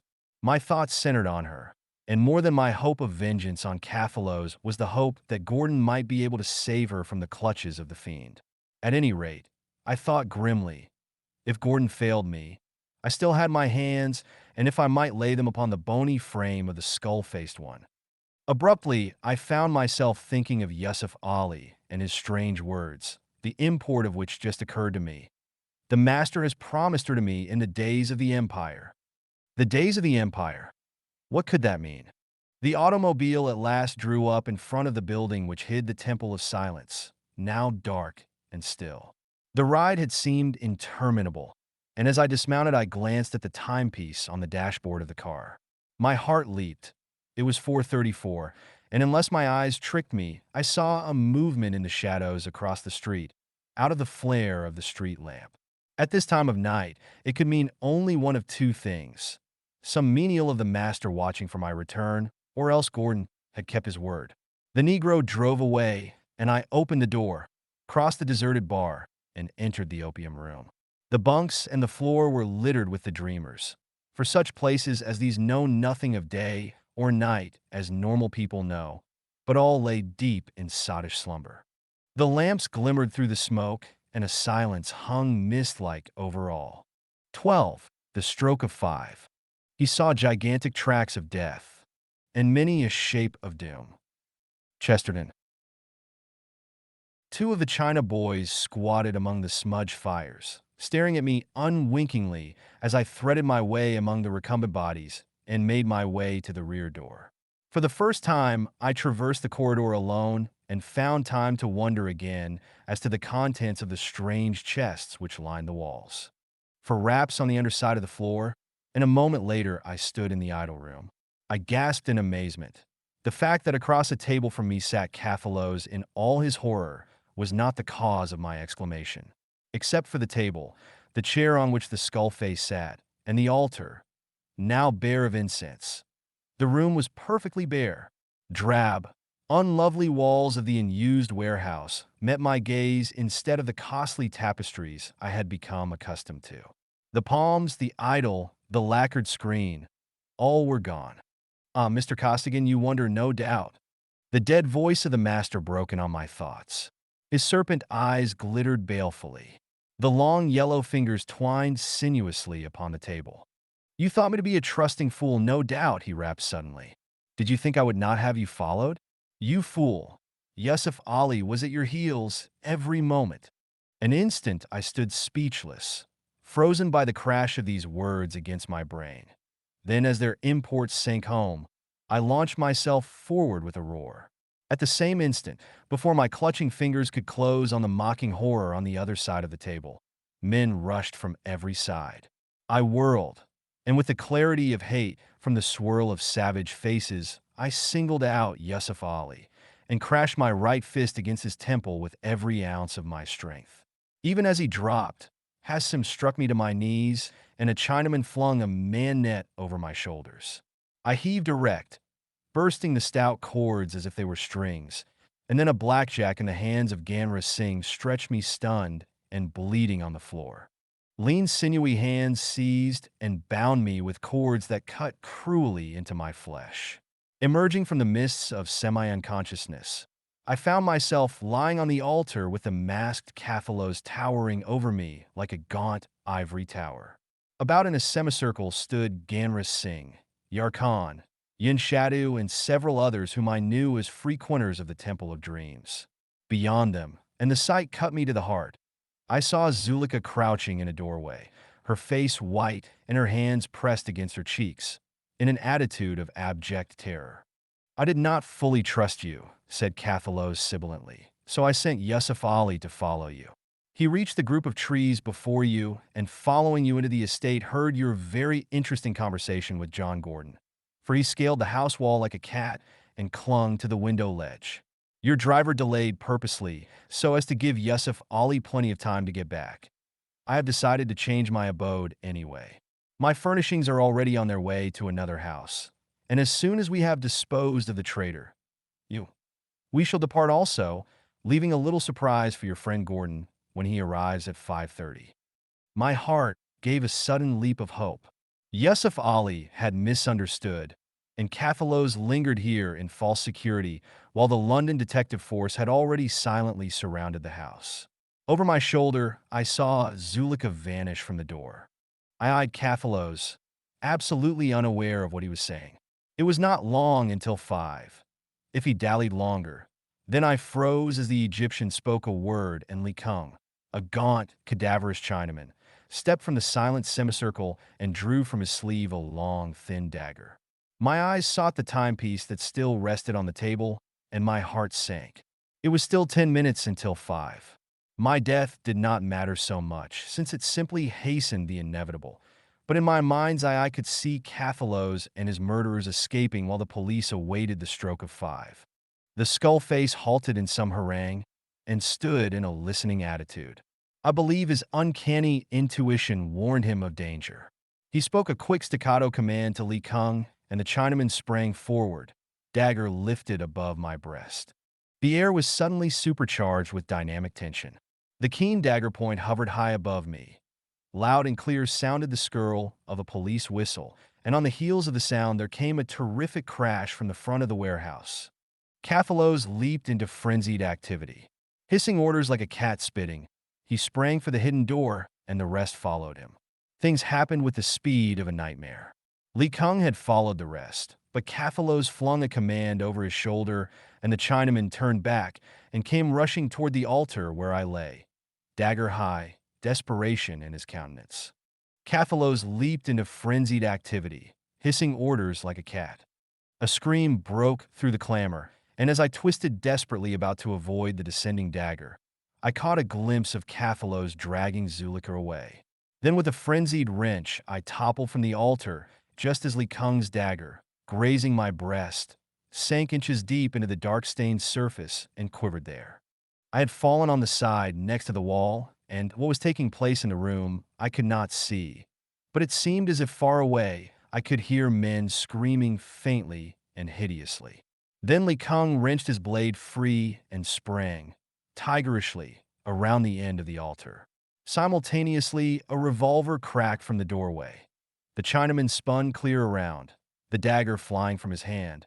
He slumped to the floor. Gordon came running from the doorway where a few moments earlier Zulika had stood, his pistol still smoking in his hand. At his heels were 3 rangy, clean-cut men in plain clothes. He cut my bonds and dragged me upright. "Quick, where have they gone?" The room was empty of life save for myself, Gordon and his men, though 2 dead men lay on the floor. I found the secret door, and after a few seconds' search, located the lever which opened it. Revolvers drawn, the men grouped about me and peered nervously into the dark stairway. Not a sound came up from the total darkness. "This is uncanny," muttered Gordon. "I suppose the master and his servants went this way when they left the building, as they are certainly not here now, and Leary and his men should have stopped them either in the tunnel itself or in the rear room of Yinshadis. At any rate, in either event, they should have communicated with us by this time." "Look out, sir!" one of the men exclaimed suddenly, and Gordon, with an ejaculation, struck out with his pistol barrel and crushed the life from a huge snake which had crawled silently up the steps from the blackness beneath. "Let us see into this matter," said he, straightening. But before he could step onto the first stair, I halted him. For, flesh crawling, I began dimly to understand something of what had happened. I began to understand the silence in the tunnel, the absence of the detectives, the screams I had heard some minutes previously while I lay on the altar.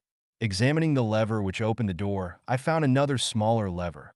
I began to believe I knew what those mysterious chests in the tunnel contained. "Gordon," I said hoarsely, "have you an electric torch?" One of the men produced a large one. "Direct the light into the tunnel, but as you value your life, do not put a foot upon the steps." The beam of light struck through the shadows, lighting the tunnel, etching out boldly a scene that will haunt my brain all the rest of my life. On the floor of the tunnel, between the chests which now gaped open, lay two men who were members of London's finest Secret Service. Limbs twisted and faces horribly distorted they lay, and above and about them writhed, in long, glittering, scaly shimmerings, scores of hideous reptiles. The clock struck 5:13. The blind beggar who rode. He seemed a beggar, such as lags, looking for crusts and ale. Chesterton. The cold gray dawn was stealing over the river as we stood in the deserted bar of the Temple of Dreams. Gordon was questioning the two men who had remained on guard outside the building while their unfortunate companions went in to explore the tunnel. As soon as we heard the whistle, Sir Leary and Mucken rushed the bar and broke into the opium room, while we waited here at the bar door according to orders. Right away, several ragged dopers came tumbling out, and we grabbed them. But no one else came out, and we heard nothing from Leary and Mucken. So we just waited until you came, sir. You saw nothing of a giant Negro, or of the Chinaman Yin's shadow? No, sir. After a while, the patrolman arrived, and we threw a cordon around the house, but no one was seen. Gordon shrugged his shoulders. A few cursory questions had satisfied him that the captives were harmless addicts, and he had them released. You were sure no one else came out? Yes, sir. No, wait a moment. A wretched old blind beggar did come out, all rags and dirt, and with a ragged girl leading him. We stopped him but didn't hold him. A wretch like that couldn't be harmful. No, Gordon jerked out. Which way did he go? The girl led him down the street to the next block, and then an automobile stopped, and they got in and drove off, sir. Gordon glared at him. The stupidity of the London detective has rightfully become an international jest, he said acidly. No doubt it never occurred to you as being strange that a Limehouse beggar should ride about in his own automobile. Then impatiently waving aside the man, who sought to speak further, he turned to me, and I saw the lines of weariness beneath his eyes. Mr. Costigan, if you will come to my apartment, we may be able to clear up some few things. 14. The Black Empire. Oh, the new spears dipped in lifeblood as the woman shrieked in vain. Oh, the days before the English. When will those days come again? Monday. Gordon struck a match and absently allowed it to flicker and go out in his hand. His Turkish cigarette hung unlighted between his fingers. This is the most logical conclusion to be reached, he was saying. The weak link in our chain was lack of men. But curse it, one cannot round up an army at 2 o'clock in the morning, even with the aid of Scotland Yard. I went on to Limehouse, leaving orders for a number of patrolmen to follow me as quickly as they could be gotten together, and to throw a cordon about the house. They arrived too late to prevent the master's servants slipping out of side doors and windows, no doubt, as they could easily do with only Finnegan and Hanson on guard at the front of the building. However, they arrived in time to prevent the master himself from slipping out in that way. No doubt he lingered to effect his disguise and was caught in that manner. He owes his escape to his craft and boldness and to the carelessness of Finnegan and Hanson, the girl who accompanied him. She was Zuleika, without doubt. I answered listlessly, wondering anew what shackles bound her to the Egyptian sorcerer. You owe your life to her, Gordon rapped, lighting another match. We were standing in the shadows in front of the warehouse, waiting for the hour to strike, and of course ignorant as to what was going on in the house, when a girl appeared at one of the barred windows and begged us for God's sake to do something, that a man was being murdered. So we broke in at once. However, she was not to be seen when we entered. She returned to the room, no doubt, I muttered, and was forced to accompany the master. God grant he knows nothing of her trickery. I do not know, said Gordon, dropping the charred match stem, whether she guessed at our true identity or whether she just made the appeal in desperation. However, the main point is this. Evidence points to the fact that, on hearing the whistle, Leary and Muckin invaded Yunshadas from the front at the same instant my 3 men and I made our attack on the warehouse front. As it took us some seconds to batter down the door, it is logical to suppose that they found the secret door and entered the tunnel before we effected an entrance into the warehouse. The master, knowing our plans beforehand, and being aware that an invasion would be made through the tunnel, and having long ago made preparations for such an exigency. An involuntary shudder shook me. The master worked the lever that opened the chest. The screams you heard as you lay upon the altar were the death shrieks of Leary and Muckin. Then, leaving the Chinaman behind to finish you, the master and the rest descended into the tunnel, incredible as it seems, and threading their way unharmed among the serpents, entered Yun Shada's house and escaped therefrom, as I have said. That seems impossible. Why should not the snakes turn on them? Gordon finally ignited his cigarette and puffed a few seconds before replying. The reptiles might still have been giving their full and hideous attention to the dying men, or else. I have on previous occasions been confronted with indisputable proof of the master's dominance over beasts and reptiles of even the lowest or most dangerous orders. How he and his slaves passed unhurt among those scaly fiends must remain, at present, one of the many unsolved mysteries pertaining to that strange man. I stirred restlessly in my chair. This brought up a point for the purpose of clearing up which I had come to Gordon's neat but bizarre apartments. You have not yet told me, I said abruptly, who this man is and what is his mission. As to who he is, I can only say that he is known as you name him, the Master. I have never seen him unmasked, nor do I know his real name, nor his nationality. I can enlighten you to an extent there, I broke in. I have seen him unmasked and have heard the name his slaves call him. Gordon's eyes blazed, and he leaned forward. His name, I continued, is Cathalos, and he claims to be an Egyptian. Cathalos? Gordon repeated. You say he claims to be an Egyptian. Have you any reason for doubting his claim of that nationality? He may be of Egypt, I answered slowly, but he is different, somehow, from any human I ever saw or hope to see. Great age might account for some of his peculiarities, but there are certain lineal differences that my anthropological studies tell me have been present since birth, features which would be abnormal to any other man, but which are perfectly normal in Cathalos.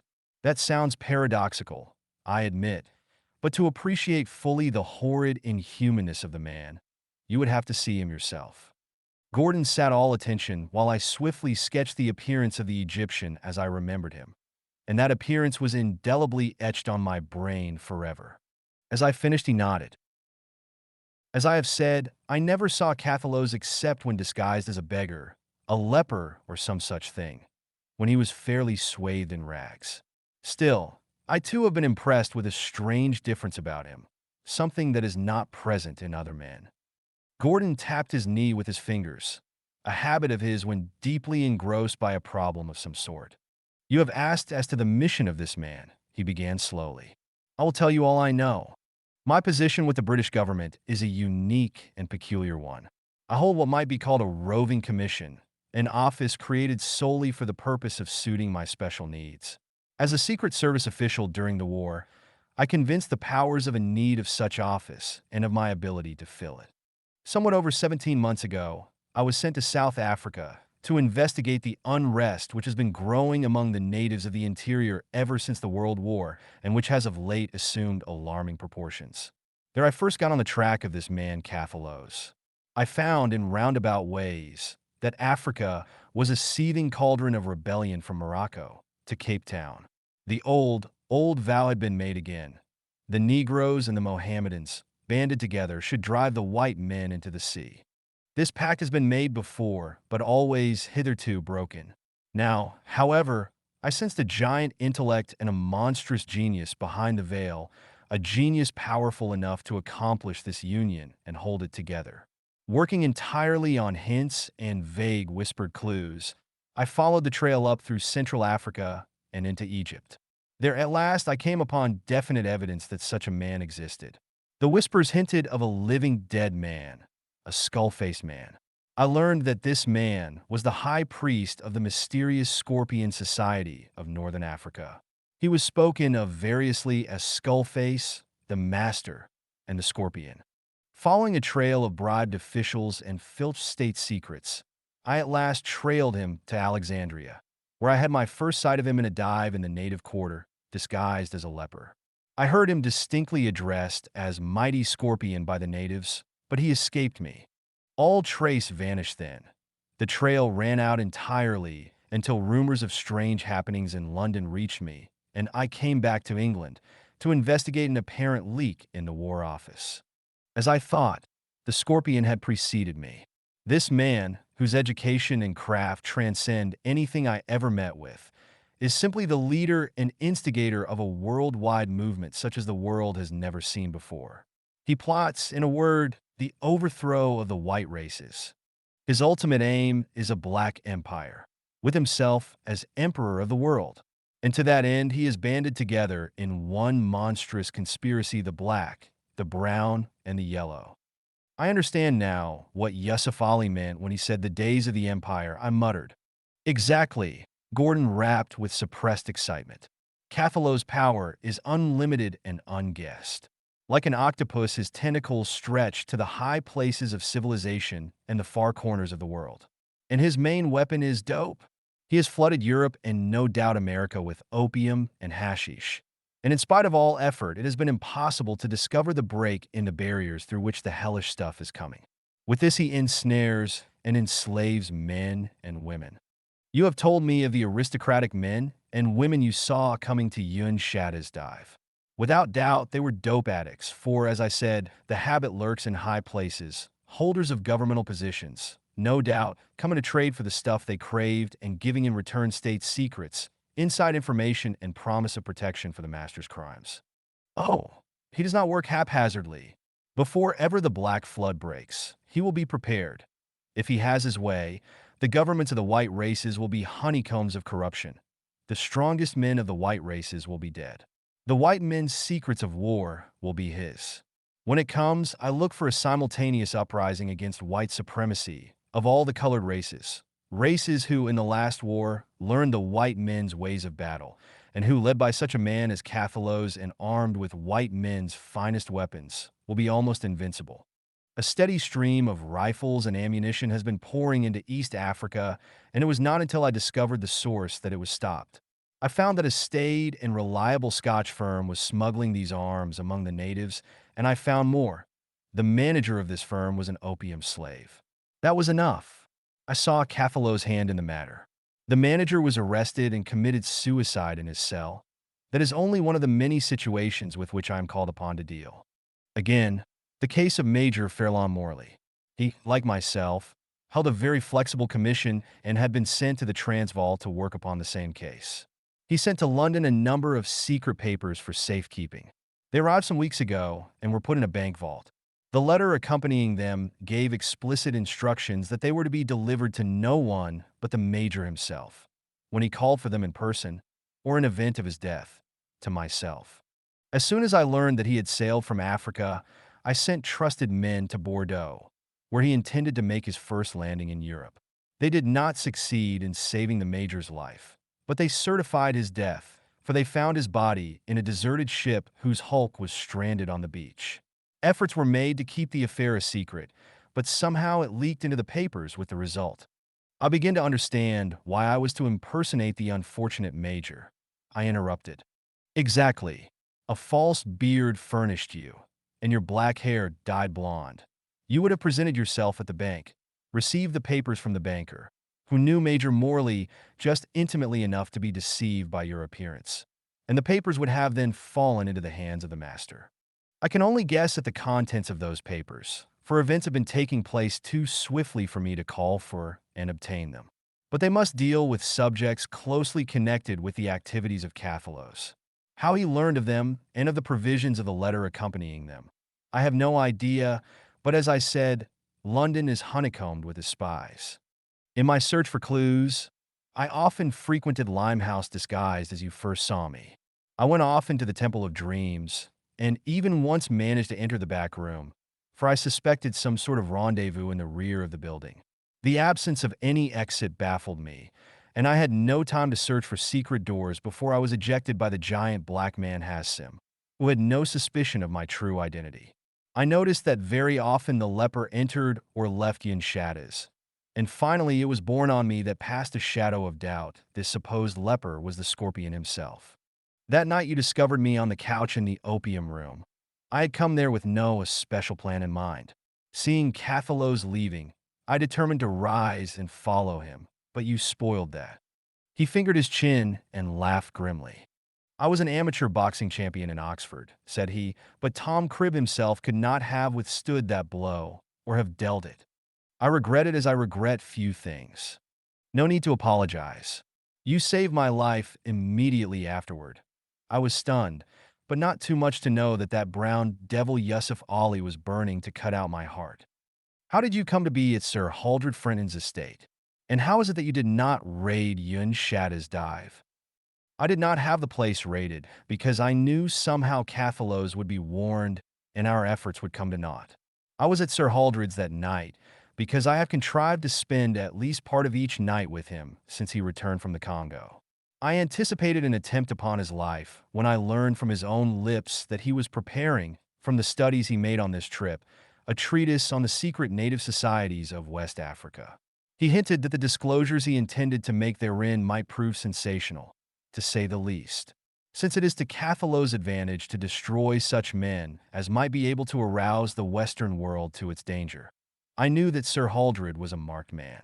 Indeed, two distinct attempts were made upon his life on his journey to the coast from the African interior. So I put two trusted men on guard, and they are at their post even now. Roaming about the darkened house, I heard the noise of your entry, and, warning my men, I stole down to intercept you. At the time of our conversation, Sir Haldred was sitting in his unlighted study, a Scotland Yard man with drawn pistol on each side of him. Their vigilance no doubt accounts for Yusuf Ali's failure to attempt what you were sent to do. Something in your manner convinced me in spite of yourself, he meditated. I will admit I had some bad moments of doubt as I waited in the darkness that precedes dawn, outside the warehouse.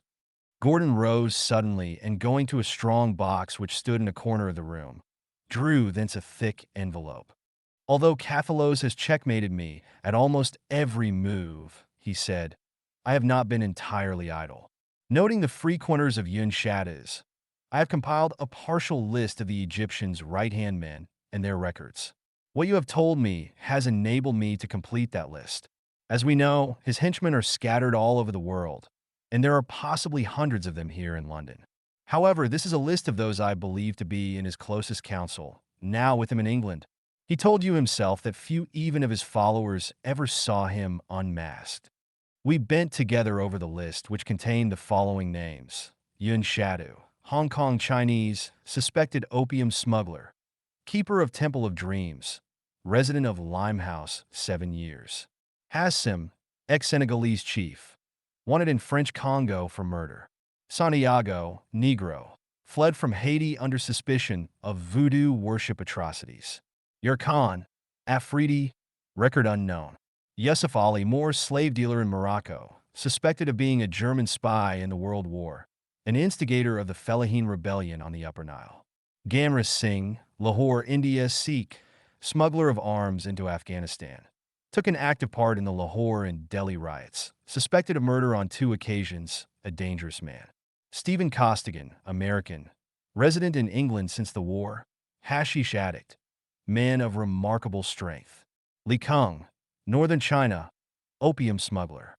Lines were drawn significantly through 3 names, mine, Li Keng's, and Yusuf Ali's. Nothing was written next to mine, but following Li Keng's name was scrawled briefly in Gordon's rambling characters, shot by John Gordon during the raid on Yun Shaddas. And following the name of Yusuf Ali, killed by Stephen Costigan during the Yun Shadda raid. I laughed mirthlessly. Black Empire or not, Yusuf Ali would never hold Zuleika in his arms, for he had never risen from where I felled him. I know not, said Gordon somberly as he folded the list and replaced it in the envelope, What power Cathalos has that draws together black men and yellow men to serve him, that unites world-old foes? Hindu, Muslim, and pagan are among his followers. And back in the mists of the East, where mysterious and gigantic forces are at work, this uniting is culminating on a monstrous scale. He glanced at his watch. It is nearly 10. Make yourself at home here, Mr. Costigan, while I visit Scotland Yard and see if any clue has been found as to Cathalow's new quarters. I believe that the webs are closing on him, and with your aid I promise you we will have the gang located within a week at most. 15. The mark of the Tulwar. The fed wolf curls by his drowsy mate, in a tight-trod earth, but the lean wolves wait. Monday. I sat alone in John Gordon's apartments and laughed mirthlessly.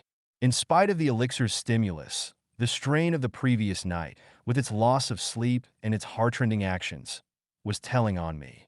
My mind was a chaotic whirl wherein the faces of Gordon, Cathalos, and Zulika shifted with numbing swiftness.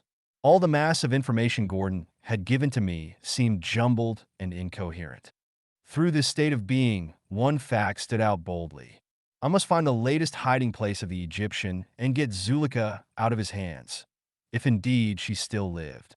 A week, Gordon had said. I laughed again. A week, and I would be beyond aiding anyone. I had found the proper amount of elixir to use, knew the minimum amount my system required, and knew that I could make the flask last me 4 days at most. 4 days! 4 days in which to comb the rat holes of Limehouse and Chinatown. 4 days in which to ferret out, somewhere in the mazes of East End, the lair of Cathalos. I burned with impatience to begin, but nature rebelled, and staggering to a couch, I fell upon it and was asleep instantly. Then someone was shaking me. "Wake up, Mr. Costigan." I sat up, blinking. Gordon stood over me, his face haggard. "There's devil's work done, Costigan. The scorpion has struck again." I sprang up, still half asleep, and only partly realizing what he was saying. He helped me into my coat, thrust my hat at me, and then his firm grip on my arm was propelling me out of his door and down the stairs. The street lights were blazing. I had slept an incredible time. A logical victim, I was aware that my companion was saying. He should have notified me the instant of his arrival. "I don't understand," I began dazedly. We were at the curb now, and Gordon hailed a taxi, giving the address of a small and unassuming hotel in a staid and prim section of the city. The Baron Rokhoff, he rapped as we whirled along at reckless speed, a Russian freelance connected with the War Office. He returned from Mongolia yesterday and apparently went into hiding. Undoubtedly, he had learned something vital in regard to the slow waking of the East. He had not yet communicated with us, and I had no idea that he was in England until just now. "And you learned?" The Baron was found in his room, his dead body mutilated in a frightful manner. The respectable and conventional hotel, which the doomed Baron had chosen for his hiding place, was in a state of mild uproar, suppressed by the police. The management had attempted to keep the matter quiet, but somehow the guests had learned of the atrocity and many were leaving in haste, or preparing to, as the police were holding all for investigation. The Baron's room, which was on the top floor, was in a state to defy description. Not even in the Great War have I seen a more complete shambles. Nothing had been touched. All remained just as the chambermaid had found it a half-hour since. Tables and chairs lay shattered on the floor, and the furniture, floor and walls were spattered with blood. The Baron, a tall, muscular man in life, lay in the middle of the room, a fearful spectacle. His skull had been cleft to the brows. A deep gash under his left armpit had shorn through his ribs, and his left arm hung by a shred of flesh. The cold, bearded face was set in a look of indescribable horror. "Some heavy, curved weapon must have been used," said Gordon. "Something like a saber, wielded with terrific force. See where a chance blow sank inches deep into the windowsill. And again, the thick back of this heavy chair has been split like a shingle. A saber, surely. A tulwar," I muttered somberly. "Do you not recognize the handiwork of a Central Asian butcher? Yarkhan has been here. The Afghan. He came across the roofs, of course, and descended to the window ledge by means of a knotted rope made fast to something on the edge of the roof. About 1:30 the maid, passing through the corridor, heard a terrific commotion in the Baron's room. Smashing of chairs and a sudden short shriek which died abruptly into a ghastly gurgle and then ceased, to the sound of heavy blows, curiously muffled, such as a sword might make when driven deep into human flesh. Then all noises stopped suddenly. She called the manager and they tried the door and, finding it locked and receiving no answer to their shouts, opened it with the desk key. Only the corpse was there, but the window was open. This is strangely unlike Cathalow's usual procedure. It lacks subtlety. Often his victims have appeared to have died from natural causes. I scarcely understand. I see little difference in the outcome, I answered. There is nothing that can be done to apprehend the murderer as it is. True, Gordon scowled. We know who did it, but there is no proof. Not even a fingerprint. Even if we knew where the Afghan is hiding and arrested him, we could prove nothing. There would be a score of men to swear alibis for him. The Baron returned only yesterday. Cathalos probably did not know of his arrival until tonight.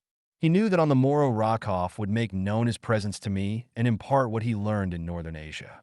The Egyptian knew he must strike quickly, and lacking time to prepare a safer and more elaborate form of murder, he sent the Afridi with his tulwar. There is nothing we can do, at least not until we discover the Scorpion's hiding place. What the Baron had learned in Mongolia, we shall never know, but that it dealt with the plans and aspirations of Cathalos, we may be sure. We went down the stairs again and out on the street, accompanied by one of the Scotland Yard men, Hanson. Gordon suggested that we walk back to his apartment, and I greeted the opportunity to let the cool night air blow some of the cobwebs out of my mazed brain. As we walked along the deserted streets, Gordon suddenly cursed savagely. This is a veritable labyrinth we are following, leading nowhere. Here, in the very heart of civilization's metropolis, the direst enemy of that civilization commits crimes of the most outrageous nature and goes free. We are children, wandering in the night, struggling with an unseen evil, dealing with an incarnate devil, of whose true identity we know nothing and whose true ambitions we can only guess. Never have we managed to arrest one of the Egyptian's direct henchmen, and the few dupes and tools of his we have apprehended have died mysteriously before they could tell us anything.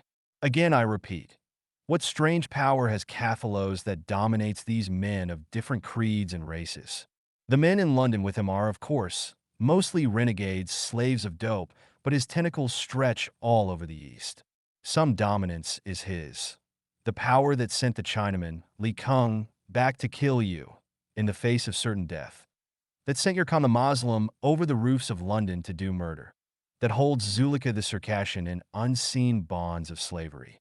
Of course we know, he continued after a brooding silence, that the East has secret societies which are behind and above all considerations of creeds. There are cults in Africa and the Orient whose origin dates back to Ophir and the fall of Atlantis. This man must be a power in some or possibly all of these societies. Why? Outside the Jews, I know of no Oriental race which is so cordially despised by the other Eastern races as the Egyptians. Yet here we have a man, an Egyptian by his own word, controlling the lives and destinies of Orthodox Muslims, Hindus, Shintos, and devil worshippers. It's unnatural. Have you ever, he turned to me abruptly, heard the ocean mentioned in connection with Cathalos? Never. There is a widespread superstition in northern Africa, based on a very ancient legend, that the great leader of the colored races would come out of the sea. And I once heard a Berber speak of the scorpion as the son of the ocean. That is a term of respect among that tribe, is it not? Yes. Still I wonder sometimes. 16. The mummy who laughed. Laughing as littered skulls that lie. After lost battles, turn to the sky. An everlasting laugh. Chesterton. A shop opened this late, Gordon remarked suddenly. A fog had descended on London, and along the quiet street, we were traversing the lights glimmered with the peculiar reddish haze characteristic of such atmospheric conditions. Our footfalls echoed drearily. Even in the heart of a great city, there are always sections which seem overlooked and forgotten. Such a street was this. Not even a policeman was in sight.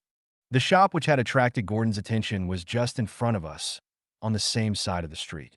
There was no sign over the door, merely some sort of emblem, something like a dragon. Light flowed from the open doorway and the small show windows on each side. As it was neither a cafe nor the entrance to a hotel, we found ourselves idly speculating over its reason for being open. Ordinarily, I suppose, neither of us would have given the matter a thought, but our nerves were so keyed up that we found ourselves instinctively suspicious of anything out of the ordinary. Then something occurred which was distinctly out of the ordinary. A very tall, very thin man, considerably stooped, suddenly loomed up out of the fog in front of us and beyond the shop. I had only a glance of him, an impression of incredible gauntness, of worn, wrinkled garments, a high silk hat drawn close over the brows, a face entirely hidden by a muffler. Then he turned aside and entered the shop.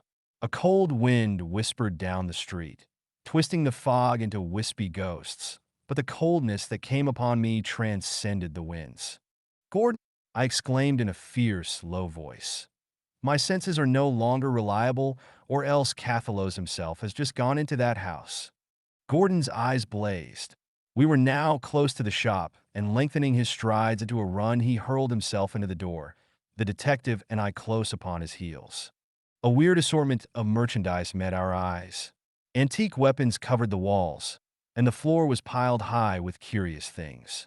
Maori idols shouldered Chinese josses, and suits of medieval armor bulked darkly against stacks of rare Oriental rugs and Latin-make shawls. The place was an antique shop. Of the figure who had aroused our interest, we saw nothing. An old man clad bizarrely in red fez, brocaded jacket, and Turkish slippers came from the back of the shop. He was a Levantine of some sort. "You wish something, sirs?" "You keep open rather late," Gordon said abruptly, his eyes traveling swiftly over the shop for some secret hiding place that might conceal the object of our search. "Yes, sir. My customers number many eccentric professors and students who keep very irregular hours. Often the night boats unload special pieces for me, and very often I have customers later than this. I remain open all night, sir." "We are merely looking around," Gordon returned, and in an aside to Hanson, "Go to the back and stop anyone who tries to leave that way."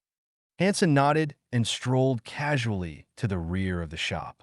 The back door was clearly visible to our view, through a vista of antique furniture and tarnished hangings strung up for exhibition. We had followed the scorpion, if he it was, so closely that I did not believe he would have had time to traverse the full length of the shop and make his exit without our having seen him as we came in. For our eyes had been on the rear door ever since we had entered. Gordon and I browsed around casually among the curios, handling and discussing some of them, but I have no idea as to their nature. The Levantine had seated himself cross-legged on a Moorish mat close to the center of the shop and apparently took only a polite interest in our explorations. After a time, Gordon whispered to me, "There is no advantage in keeping up this pretense. We have looked everywhere the scorpion might be hiding, in the ordinary manner. I will make known my identity and authority, and we will search the entire building openly." Even as he spoke, a truck drew up outside the door, and two burly Negroes entered. The Levantine seemed to have expected them, for he merely waved them toward the back of the shop, and they responded with a grunt of understanding. Gordon and I watched them closely as they made their way to a large mummy case which stood upright against the wall not far from the back. They lowered this to a level position and then started for the door, carrying it carefully between them. "Halt!" Gordon stepped forward, raising his hand authoritatively. "Halt!" Gordon stepped forward, raising his hand authoritatively. "I represent Scotland Yard," he said swiftly, "and have sanction for anything I choose to do. Set that mummy down. Nothing leaves this shop until we have thoroughly searched it." The Negroes obeyed without a word, and my friend turned to the Levantine, who, apparently not perturbed or even interested, sat smoking a Turkish water pipe. "Who was that tall man who entered just before we did, and where did he go?" "No one entered before you, sir. Or, if anyone did, I was at the back of the shop and did not see him. You are certainly at liberty to search my shop, sir." And search it we did, with the combined craft of a Secret Service expert and a denizen of the underworld. While Hansen stood stolidly at his post, the two Negroes standing over the carved mummy case watched us impassively, and the Levantine sitting like a sphinx on his mat, puffing a fog of smoke into the air. The whole thing had a distinct effect of unreality. At last, baffled, we returned to the mummy case, which was certainly long enough to conceal even a man of Cathalow's height. The thing did not appear to be sealed as is the usual custom, and Gordon opened it without difficulty. A formless shape, swathed in moldering wrappings, met our eyes. Gordon parted some of the wrappings and revealed an inch or so of withered, brownish, leathery arm. He shuddered involuntarily as he touched it, as a man will do at the touch of a reptile or some inhuman cold thing. Taking a small metal idol from a stand nearby, he rapped on the shrunken breast and the arm. Each gave out a solid thumping like some sort of wood. Gordon shrugged his shoulders. Dead for 2,000 years anyway, and I don't suppose I should risk destroying a valuable mummy simply to prove what we know to be true. He closed the case again. The mummy may have crumbled some, even from much exposure. Perhaps it did not. This last was addressed to the Levantine, who replied merely by a courteous gesture of his hand. And the Negroes once more lifted the case and carried it to the truck. They loaded it on, and a moment later, mummy, truck, and Negroes had vanished in the fog. Gordon still nosed about the shop, but I stood stock still in the center of the floor. To my chaotic and dope-ridden brain, I attributed it. But the sensation had been mine, that through the wrappings of the mummy's face, great eyes had burned into mine, eyes like pools of yellow fire that seared my soul and froze me where I stood. And as the case had been carried through the door, I knew that the lifeless thing in it, dead, God only knows how many centuries, was laughing, hideously and silently. 17. The dead man from the sea. The blind gods roar and rave and dream. Of all cities under the sea, Chesterton. Gordon puffed savagely at his Turkish cigarette, staring abstractedly and unseeingly at Hansen, who sat opposite him. I suppose we must chalk up another failure against ourselves. That Levantine, Kimonas, is evidently a creature of the Egyptians, and the walls and floors of his shop are probably honeycombed with secret panels and doors which would baffle a magician. Hansen made some answer, but I said nothing. Since our return to Gordon's apartment, I had been conscious of a feeling of intense languor and sluggishness which not even my condition could account for. I knew that my system was full of the elixir, but my mind seemed strangely slow and hard of comprehension, in direct contrast with the average state of my mentality when stimulated by the hellish dope. This condition was slowly leaving me, like mist floating from the surface of a lake, and I felt as if I were waking gradually from a long and unnaturally sound sleep. Gordon was saying, I would give a good deal to know if Kimonas is really one of Cathalow's slaves, or if the scorpion managed to make his escape through some natural exit as we entered. Kimonas is his servant, true enough. I found myself saying slowly, as if searching for the proper words. As we left, I saw his gaze light upon the scorpion, which is traced on my hand. His eyes narrowed, and as we were leaving, he contrived to brush close against me and to whisper in a quick, low voice, Soho 48. Gordon came erect like a loosened steel bow. Indeed, he rapped. Why did you not tell me at the time? I don't know. My friend eyed me sharply. I noticed you seemed like a man intoxicated all the way from the shop, said he. I attributed it to some aftermath of hashish. But no, Cathalow's is undoubtedly a masterful disciple of Mesmer. His power over venomous reptiles shows that, and I am beginning to believe it is the real source of his power over humans. Somehow, the master caught you off your guard in that shop and partly asserted his dominance over your mind. From what hidden nook he sent his thought waves to shatter your brain, I do not know, but Cathalow's was somewhere in that shop. I am sure. He was. He was in the mummy case. The mummy case, Gordon exclaimed rather impatiently. That is impossible. The mummy quite filled it, and not even such a thin being as the master could have found room there. I shrugged my shoulders, unable to argue the point, but somehow sure of the truth of my statement. Kimonas, Gordon continued, doubtless is not a member of the inner circle and does not know of your change of allegiance. Seeing the mark of the scorpion, he undoubtedly supposed you to be a spy of the masters. The whole thing may be a plot to ensnare us, but I feel that the man was sincere. Soho 48 can be nothing less than the scorpion's new rendezvous.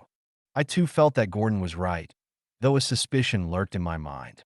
I secured the papers of Major Morley yesterday, he continued, and while you slept, I went over them.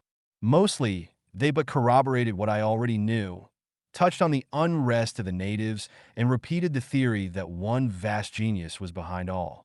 But there was one matter which interested me greatly, and which I think will interest you also.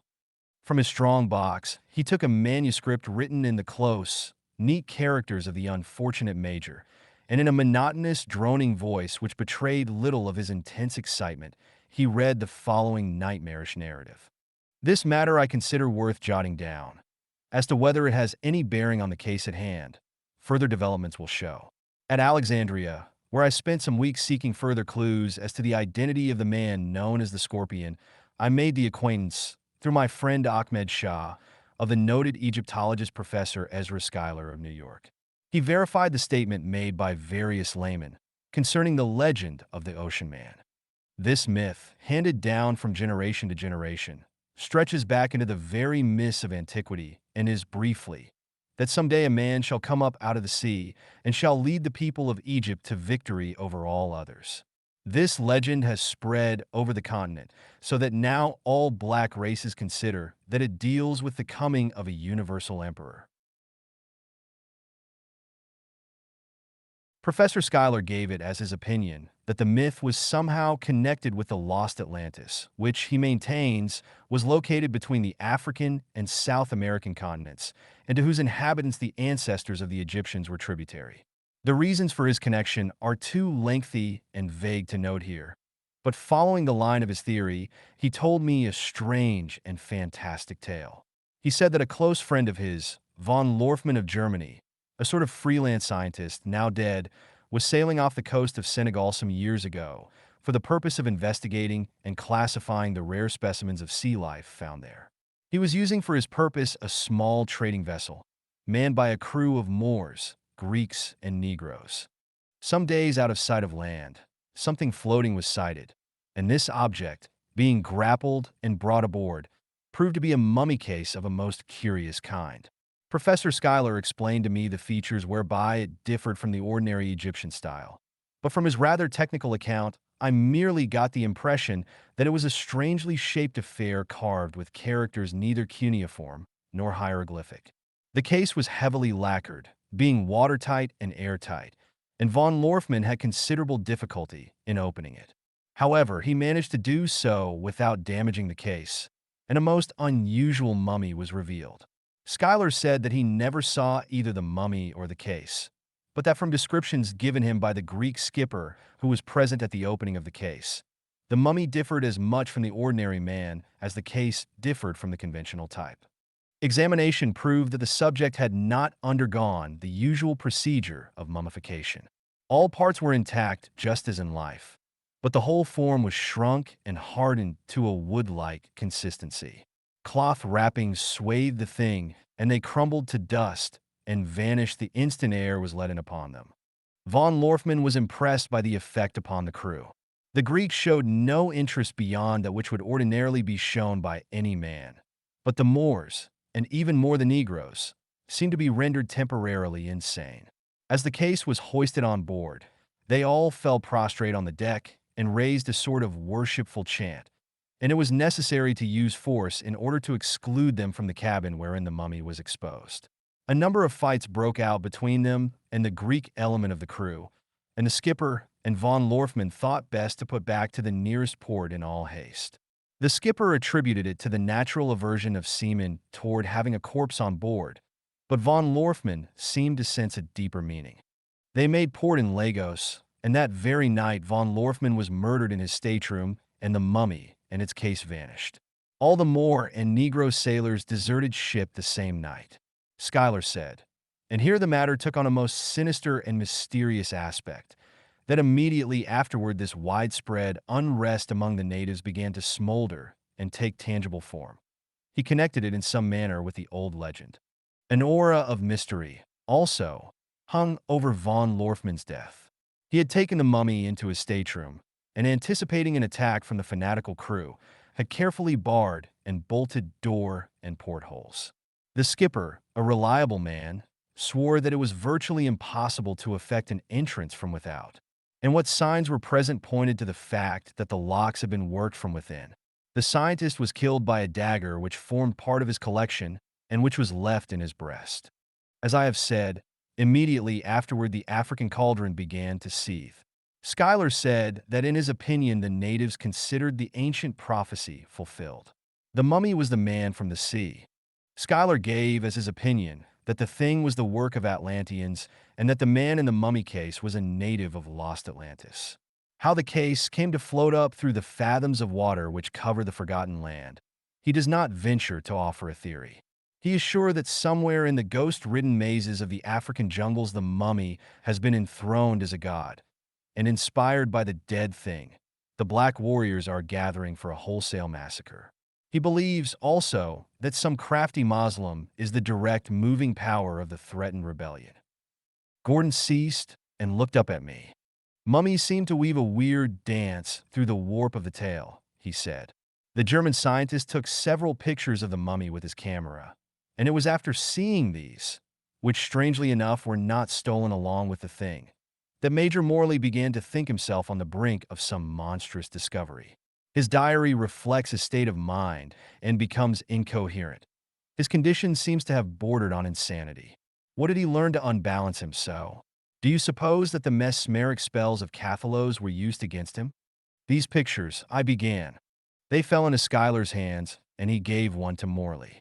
I found it among the manuscripts. He handed the thing to me, watching me narrowly. I stared, then rose unsteadily and poured myself a tumbler of wine. Not a dead idol in a voodoo hut, I said shakily, but a monster animated by fearsome life, roaming the world for victims. Morley had seen the master. That is why his brain crumbled. Gordon, as I hope to live again, that face is the face of Cathalos. Gordon stared wordlessly at me. The master hand, Gordon, I laughed. A certain grim enjoyment penetrated the mists of my horror at the sight of the steel-nerved Englishman struck speechless, doubtless for the first time in his life. He moistened his lips and said in a scarcely recognizable voice, "Then, in God's name, Costigan, nothing is stable or certain, and mankind hovers at the brink of untold abysses of nameless horror. If that dead monster found by von Lorfman be in truth the scorpion, brought to life in some hideous fashion, what can mortal effort do against him?" The mummy at Kimona's, I began. I, the man whose flesh, hardened by 1,000 years of non-existence, that must have been Cathalos himself. He would have just had time to strip, wrap himself in the linens, and step into the case before we entered. You remember that the case, leaning upright against the wall, stood partly concealed by a large Burmese idol, which obstructed our view and doubtless gave him time to accomplish his purpose. My God, Costigan, with what horror of the prehistoric world are we dealing? I have heard of Hindu fakirs who could induce a condition closely resembling death, I began. Is it not possible that Cathalos, a shrewd and crafty Oriental, could have placed himself in this state and his followers have placed the case in the ocean where it was sure to be found? And might not he have been in this shape tonight at Kimona's? Gordon shook his head. No, I have seen these fakirs. None of them ever feigned death to the extent of becoming shriveled and hard. In a word, dried up. Morley, narrating in another place the description of the mummy case as jotted down by von Lorfman and passed on to Schuyler, mentions the fact that large portions of seaweed adhered to it, seaweed of a kind found only at great depths on the bottom of the ocean. The wood, too, was of a kind which von Lorfman failed to recognize or to classify, in spite of the fact that he was one of the greatest living authorities on flora. And his notes again and again emphasized the enormous age of the thing. He admitted that there was no way of telling how old the mummy was, but his hints intimate that he believed it to be not thousands of years old, but millions of years. No, we must face the facts. Since you are positive that the picture of the mummy is the picture of Cathalos, and there is little room for fraud. One of two things is practically certain. The scorpion was never dead, but ages ago was placed in that mummy case and his life preserved in some manner, or else he was dead and has been brought to life. Either of these theories, viewed in the cold light of reason, is absolutely untenable. Are we all insane? Had you ever walked the road to Hashish Land? I said somberly. You could believe anything to be true. Had you ever gazed into the terrible reptilian eyes of Cathalos the sorcerer? You would not doubt that he was both dead and alive. Gordon gazed out the window, his fine face haggard in the gray light which had begun to steal through them. At any rate, said he, there are two places which I intend exploring thoroughly before the sun rises again. Kimona's Antique Shop and Soho 48. 18. The Grip of the Scorpion. While from a proud tower in the town, death looks gigantically down. Poe. Hanson snored on the bed as I paced the room. Another day had passed over London, and again the street lamps glimmered through the fog. Their lights affected me strangely. They seemed to beat solid waves of energy against my brain. They twisted the fog into strange, sinister shapes. Footlights of the stage that is the streets of London. How many grisly scenes had they lighted? I pressed my hands hard against my throbbing temples, striving to bring my thoughts back from the chaotic labyrinth where they wandered. Gordon I had not seen since dawn. Following the clue of Soho 48, he had gone forth to arrange a raid upon the place, and he thought it best that I should remain undercover. He anticipated an attempt upon my life, and again he feared that if I went searching among the dives I formerly frequented it would arouse suspicion. Hanson snored on. I seated myself and began to study the Turkish shoes which clothed my feet. Zulika had worn Turkish slippers. How she floated through my waking dreams, gilding prosaic things with her witchery. Her face smiled at me from the fog. Her eyes shone from the flickering lamps. Her phantom footfalls re-echoed through the misty chambers of my skull. They beat an endless tattoo, luring and haunting, till it seemed that these echoes found echoes in the hallway outside the room where I stood, soft and stealthy. A sudden rap at the door, and I started. Hanson slept on as I crossed the room and flung the door swiftly open. A swirling wisp of fog had invaded the corridor, and through it, like a silver veil, I saw her. Zulika stood before me with her shimmering hair and her red lips parted and her great dark eyes. Like a speechless fool I stood, and she glanced quickly down the hallway and then stepped inside and closed the door. "Gordon," she whispered in a thrilling undertone. "Your friend. The scorpion has him." Hanson had awakened and now sat gaping stupidly at the strange scene which met his eyes. Zulika did not heed him. "And oh, Stephen," she cried, and tears shone in her eyes, "I have tried so hard to secure some more elixir, but I could not." "Never mind that. I finally found my speech.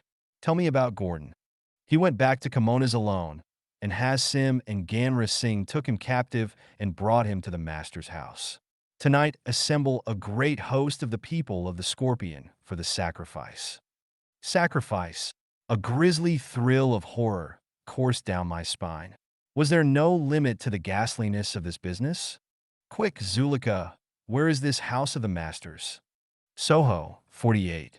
You must summon the police and send many men to surround it. But you must not go yourself." Hanson sprang up quivering for action, but I turned to him. My brain was clear now, or seemed to be, and racing unnaturally. "Wait!"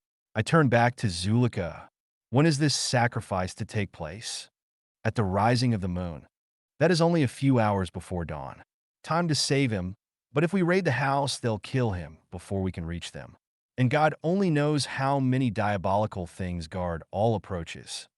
"I do not know," Zulika whimpered. "I must go now, or the master will kill me." Something gave way in my brain at that. Something like a flood of wild and terrible exultation swept over me. "The master will kill no one," I shouted, flinging my arms on high. "Before ever the east turns red for dawn, the master dies. By all things holy and unholy I swear it." Hanson stared wildly at me, and Zulika shrank back as I turned on her. To my dope-inspired brain had come a sudden burst of light, true and unerring.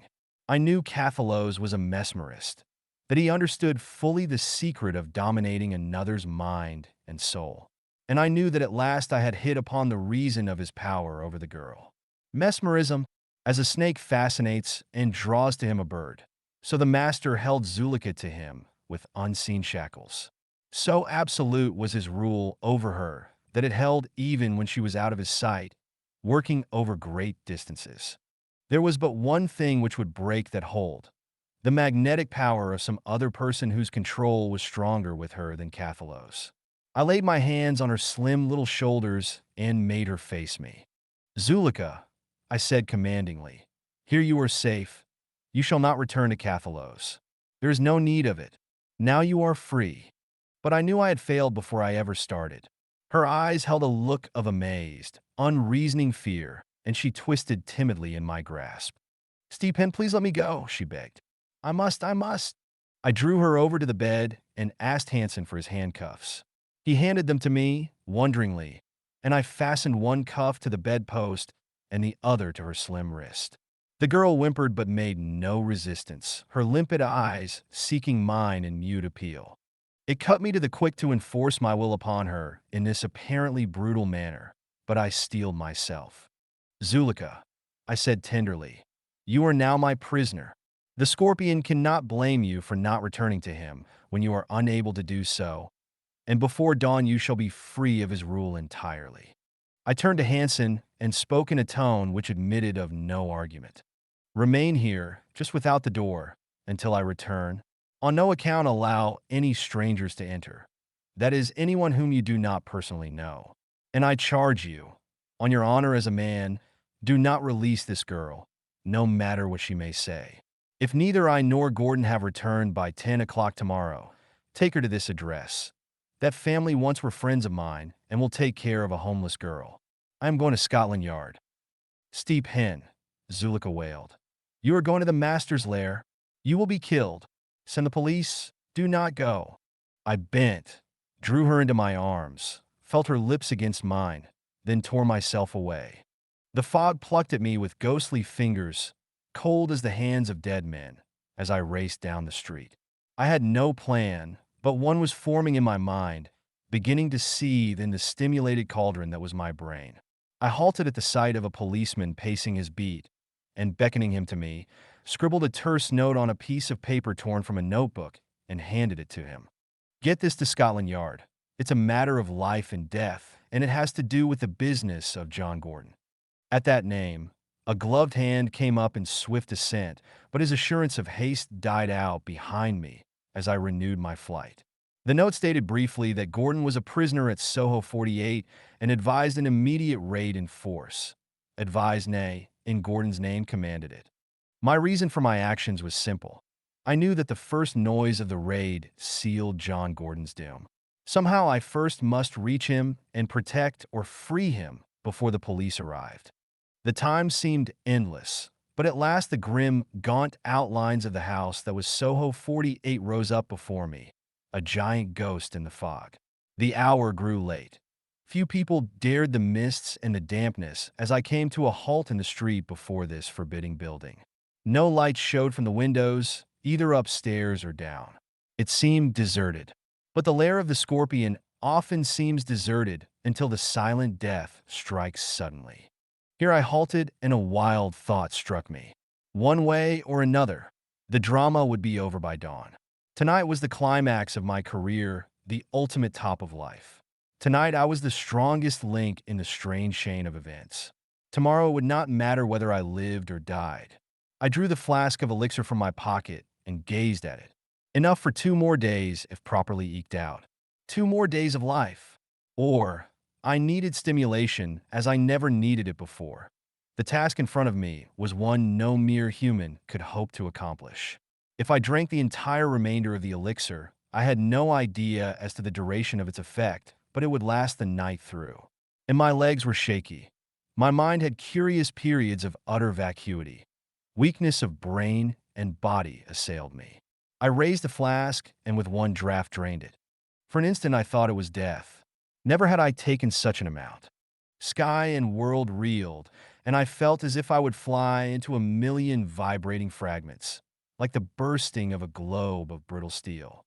Like fire, like hellfire, the elixir raced along my veins, and I was a giant monster, a Superman. Turning, I strode to the menacing, shadowy doorway. I had no plan. I felt the need of none. As a drunken man walks blithely into danger, I strode to the lair of the scorpion, magnificently aware of my superiority, imperially confident of my stimulation, and sure as the unchanging stars that the way would open before me. Oh, there never was a Superman like that who knocked commandingly on the door of Soho 48 that night in the rain and the fog.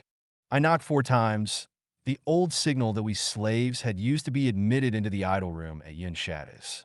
An aperture opened in the center of the door, and slanted eyes looked warily out. They slightly widened as the owner recognized me, then narrowed wickedly. "You fool," I said angrily. "Don't you see the mark?" I held my hand to the aperture. "Don't you recognize me?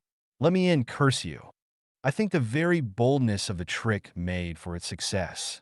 Surely by now, all the Scorpion slaves knew of Stephen Costigan's rebellion, knew that he was marked for death. And the very fact that I came there, inviting doom, confused the doorman.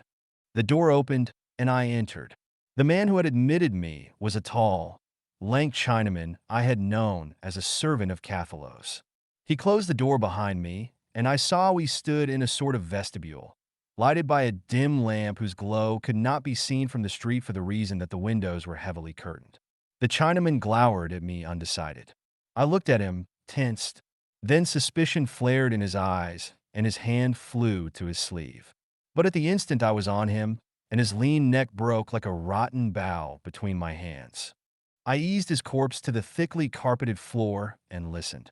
No sound broke the silence. Stepping as stealthily as a wolf, fingers spread like talons, I stole into the next room. This was furnished in Oriental style, with couches and rugs and gold-work drapery, but was empty of human life. I crossed it and went into the next one. Light flowed softly from the censers which were swung from the ceiling, and the eastern rugs deadened the sound of my footfalls. I seemed to be moving through a castle of enchantment. Every moment I expected a rush of silent assassins from the doorways or from behind the curtains or screens with their writhing dragons. Utter silence reigned. Room after room I explored and at last halted at the foot of the stairs. The inevitable censer shed an uncertain light, but most of the stairs were veiled in shadows. What horrors awaited me above? But fear and the elixir are strangers, and I mounted that stair of lurking terror as boldly as I had entered that house of terror. The upper rooms I found to be much like those below, and with them they had this fact in common. They were empty of human life. I sought an attic, but there seemed no door letting into one. Returning to the first floor, I made a search for an entrance into the basement, but again my efforts were fruitless. The amazing truth was borne in upon me. Except for myself and the dead man who lay sprawled so grotesquely in the outer vestibule, there were no men in that house, dead or living. I could not understand it. Had the house been bare of furniture, I should have reached the natural conclusion that Cathalos had fled. But no signs of flight met my eye. This was unnatural, uncanny. I stood in the great shadowy library and pondered. No, I had made no mistake in the houses. Even if the broken corpse in the vestibule were not there to furnish mute testimony, everything in the room pointed toward the presence of the master. There were the artificial palms, the lacquered screen, the tapestries, even the idol, though now no incense smoke rose before it. About the walls were ranged long shelves of books, bound in strange and costly fashion. Books in every language in the world, I found from a swift examination, and on every subject, outre and bizarre most of them. Remembering the secret passage in the Temple of Dreams, I investigated the heavy mahogany table which stood in the center of the room. But nothing resulted. A sudden blaze of fury surged up in me, primitive and unreasoning.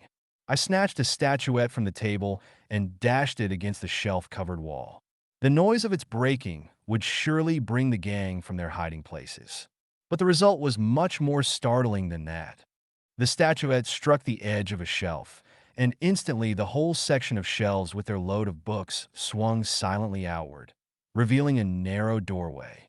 As in the other secret door, a row of steps led downward. At another time, I would have shuddered at the thought of descending, with the horrors of that other tunnel fresh in my mind, but inflamed as I was by the elixir, I strode forward without an instant's hesitancy. Since there was no one in the house, they must be somewhere in the tunnel or in whatever lair to which the tunnel led. I stepped through the doorway, leaving the door open. The police might find it that way and follow me, though somehow I felt as if mine would be a lone hand from start to grim finish. I went down a considerable distance, and then the stair debouched into a level corridor some 20 feet wide. A remarkable thing. In spite of the width, the ceiling was rather low, and from it hung small, curiously shaped lamps which flung a dim light. I stalked hurriedly along the corridor like old death-seeking victims, and as I went I noted the work of the thing. The floor was of great broad flags, and the walls seemed to be of huge blocks of evenly set stone. This passage was clearly no work of modern days. The slaves of Cathalos never tunneled there. Some secret way of medieval times, I thought. And after all, who knows what catacombs lie below London, whose secrets are greater and darker than those of Babylon and Rome? On and on I went, and now I knew that I must be far below the earth. The air was dank and heavy, and cold moisture dripped from the stones of walls and ceiling. From time to time, I saw smaller passages leading away in the darkness, but I determined to keep to the larger main one. A ferocious impatience gripped me. I seemed to have been walking for hours, and still only dank, damp walls and bare flags and guttering lamps met my eyes. I kept a close watch for sinister-appearing chests or the like, saw no such things. Then, as I was about to burst into savage curses, another stair loomed up in the shadows in front of me. 19. Dark Fury. The ringed wolf glared the circle round, through baleful, blue-lit eye, not unforgetful of his debt. Quoth he, I'll do some damage yet, or ere my turn to die. Monday. Like a lean wolf, I glided up the stairs. Some 20 feet up, there was a sort of landing from which other corridors diverged, much like the lower one by which I had come. The thought came to me that the earth below London must be honeycombed with such secret passages, one above the other.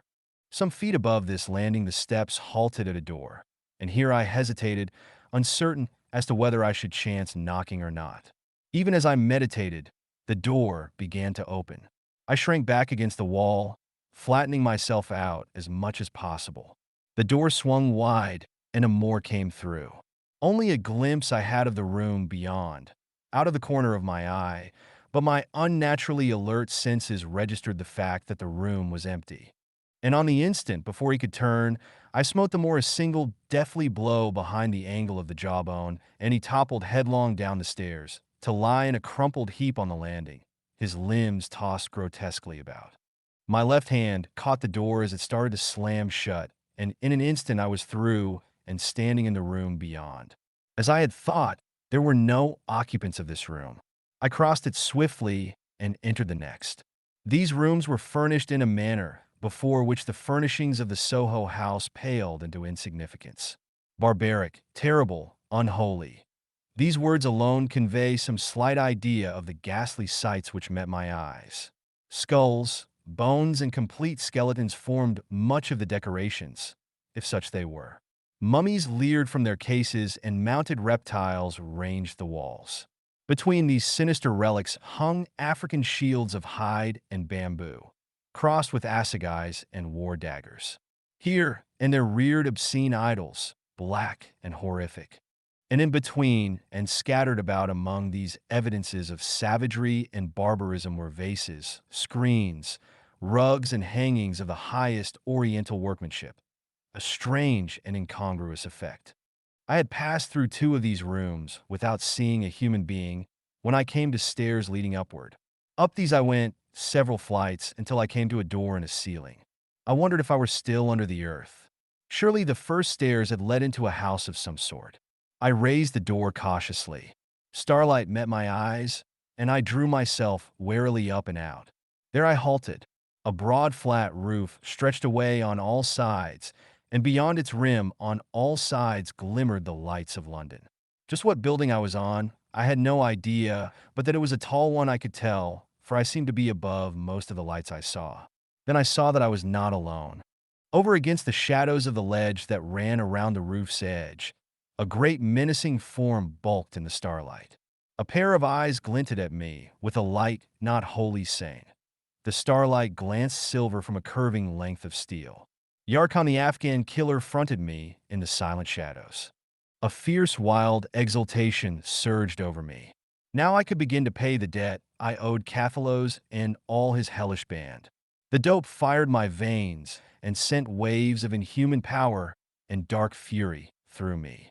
A spring, and I was on my feet in a silent, deathly rush. Yurkhan was a giant, taller and bulkier than I. He held a tulwar, and from the instant I saw him, I knew that he was full of the dope to the use of which he was addicted: heroin. As I came in, he swung his heavy weapon high in air, but ere he could strike, I seized his sword wrist in an iron grip and with my free hand drove smashing blows into his midriff. Of that hideous battle, fought in silence above the sleeping city with only the stars to see, I remember little. I remember tumbling back and forth, locked in a death embrace. I remember the stiff beard rasping my flesh as his dope-fired eyes gazed wildly into mine. I remember the taste of hot blood in my mouth, the tang of fearful exultation in my soul, the onrushing and upsurging of inhuman strength and fury. God, what a sight for a human eye! Had anyone looked upon that grim roof where two human leopards, dope maniacs, tore each other to pieces? I remember his arm breaking like rotten wood in my grip and the tulwar falling from his useless hand. Handicapped by a broken arm, the end was inevitable, and with one wild, uproaring flood of might, I rushed him to the edge of the roof and bent him backward far out over the ledge. An instant we struggled there. Then I tore loose his hold and hurled him over, and one single shriek came up as he hurtled into the darkness below. I stood upright, arms hurled up toward the stars, a terrible statue of primordial triumph. And down my breast trickled streams of blood from the long wounds left by the Afghan's frantic nails on neck and face. Then I turned with the craft of the maniac. Had no one heard the sound of that battle? My eyes were on the door through which I had come, but a noise made me turn, and for the first time I noticed a small affair like a tower jutting up from the roof. There was no window there, but there was a door, and even as I looked, that door opened, and a huge black form framed itself in the light that streamed from within. Hassim! He stepped out on the roof and closed the door, his shoulders hunched and neck outthrust as he glanced this way and that. I struck him senseless to the roof with one hate-driven smash. I crouched over him, waiting some sign of returning consciousness. Then away in the sky, close to the horizon, I saw a faint red tint. The rising of the moon. Where in God's name was Gordon? Even as I stood undecided, a strange noise reached me. It was curiously like the droning of many bees.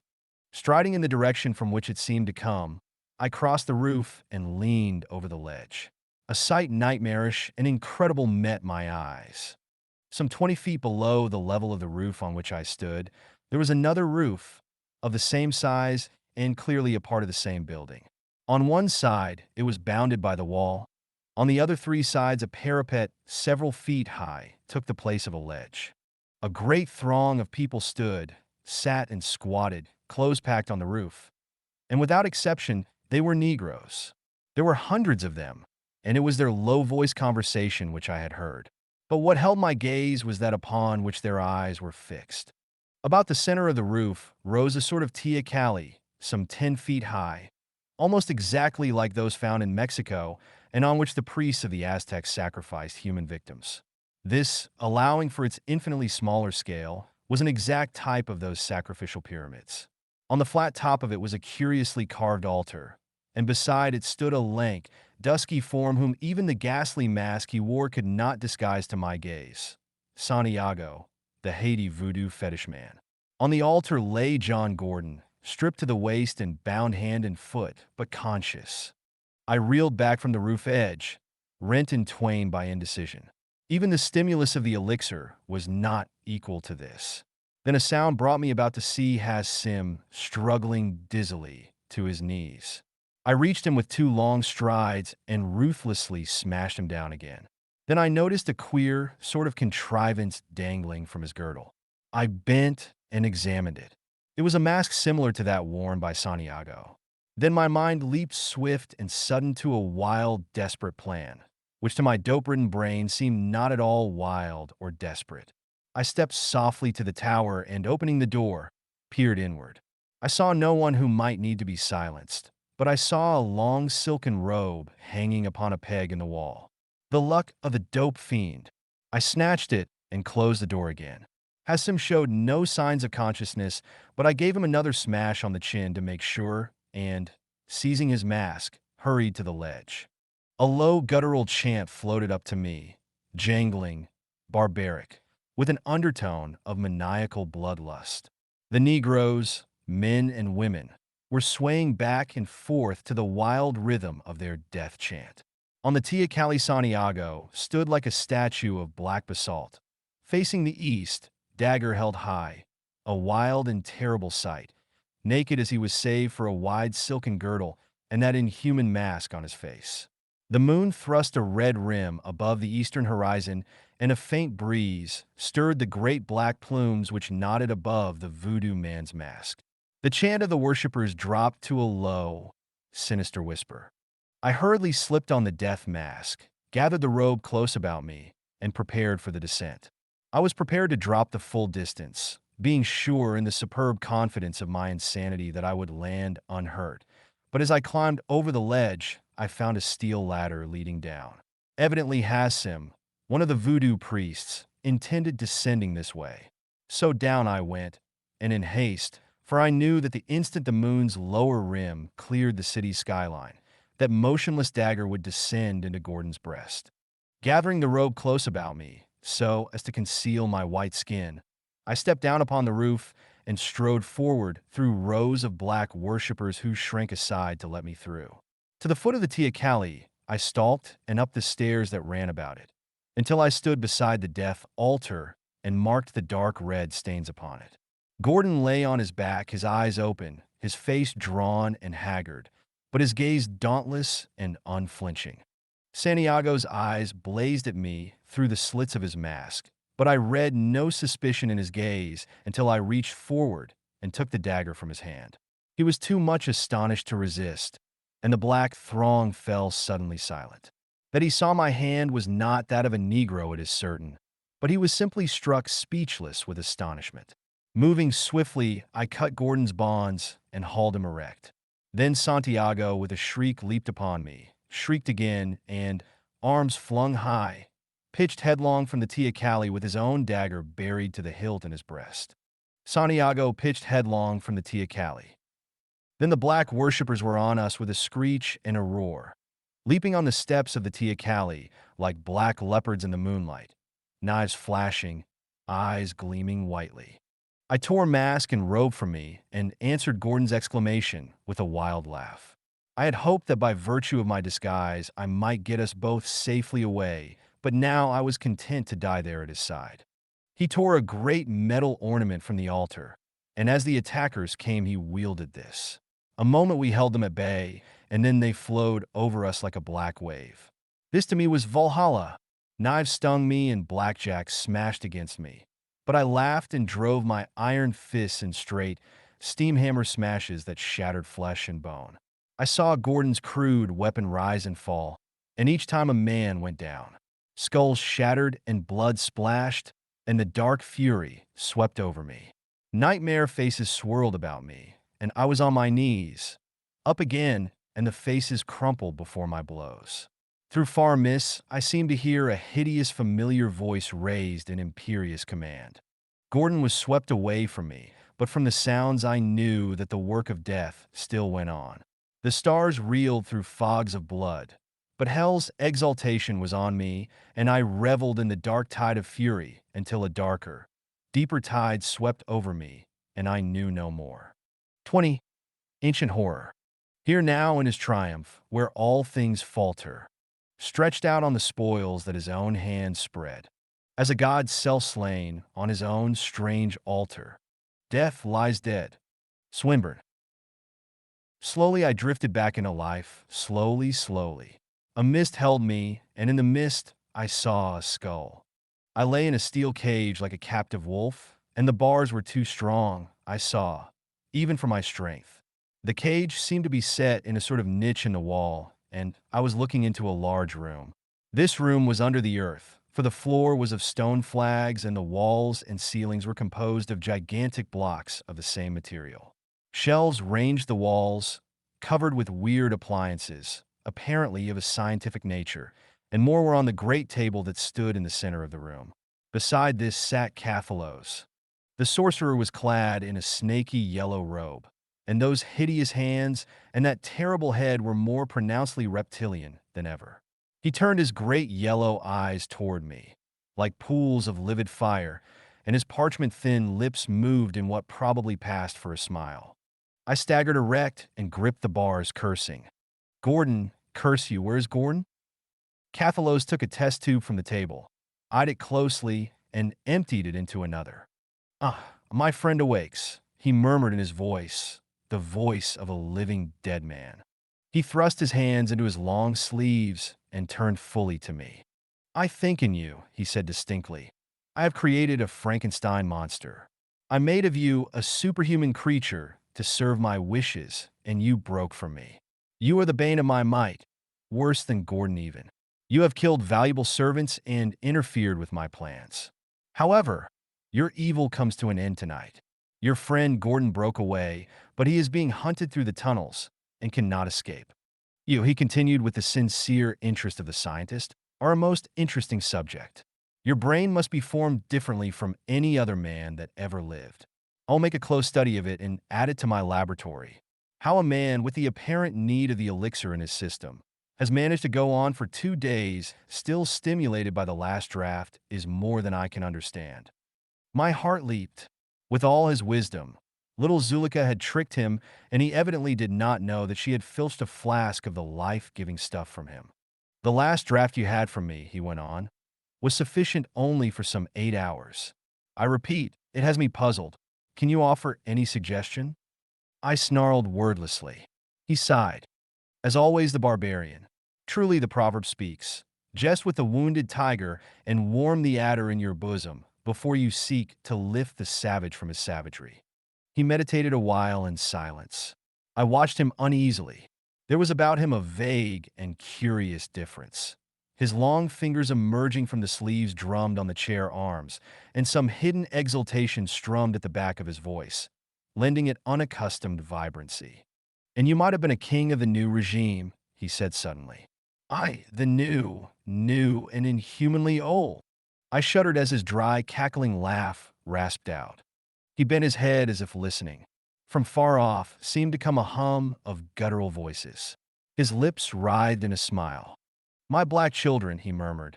"They tear my enemy Gordon to pieces in the tunnels. They, Mr. Costigan, are my real henchmen, and it was for their edification tonight that I laid John Gordon on the sacrificial stone. I would have preferred to have made some experiments with him, based on certain scientific theories, but my children must be humored. Later under my tutelage, they will outgrow their childish superstitions and throw aside their foolish customs. But now, they must be led gently by the hand. How do you like these under-the-earth corridors, Mr. Costigan?" He switched suddenly. "You thought of them, what? No doubt that the white savages of your Middle Ages built them? Faugh! These tunnels are older than your world. They were brought into being by mighty kings, too many eons ago for your mind to grasp, when an imperial city towered where now this crude village of London stands. All trace of that metropolis has crumbled to dust and vanished, but these corridors were built by more than human skill.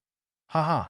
Of all the teeming thousands who move daily above them, none knows of their existence save my servants, and not all of them. Zulika, for instance, does not know of them, for of late I have begun to doubt her loyalty and shall doubtless soon make of her an example." At that I hurled myself blindly against the side of the cage, a red wave of hate and fury tossing me in its grip. I seized the bars and strained until the veins stood out on my forehead and the muscles bulged and crackled in my arms and shoulders. And the bars bent before my onslaught, a little but no more, and finally the power flowed from my limbs and I sank down trembling and weakened. Cathalos watched me imperturbably. The bars hold, he announced with something almost like relief in his tone. Frankly, I prefer to be on the opposite side of them. You are a human ape if there was ever one. He laughed suddenly and wildly. But why do you seek to oppose me? He shrieked unexpectedly. Why defy me, who am Cathalos the sorcerer, great even in the days of the old empire? Today, invincible, a magician, a scientist, among ignorant savages.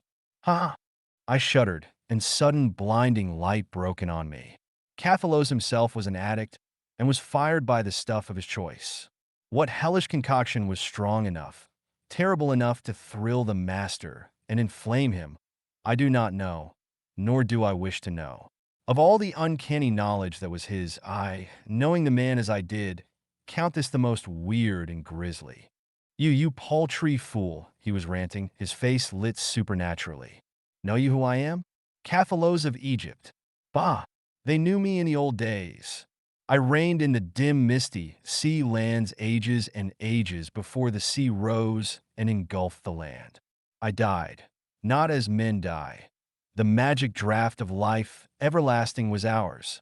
I drank deep and slept. Long I slept in my lacquered case. My flesh withered and grew hard.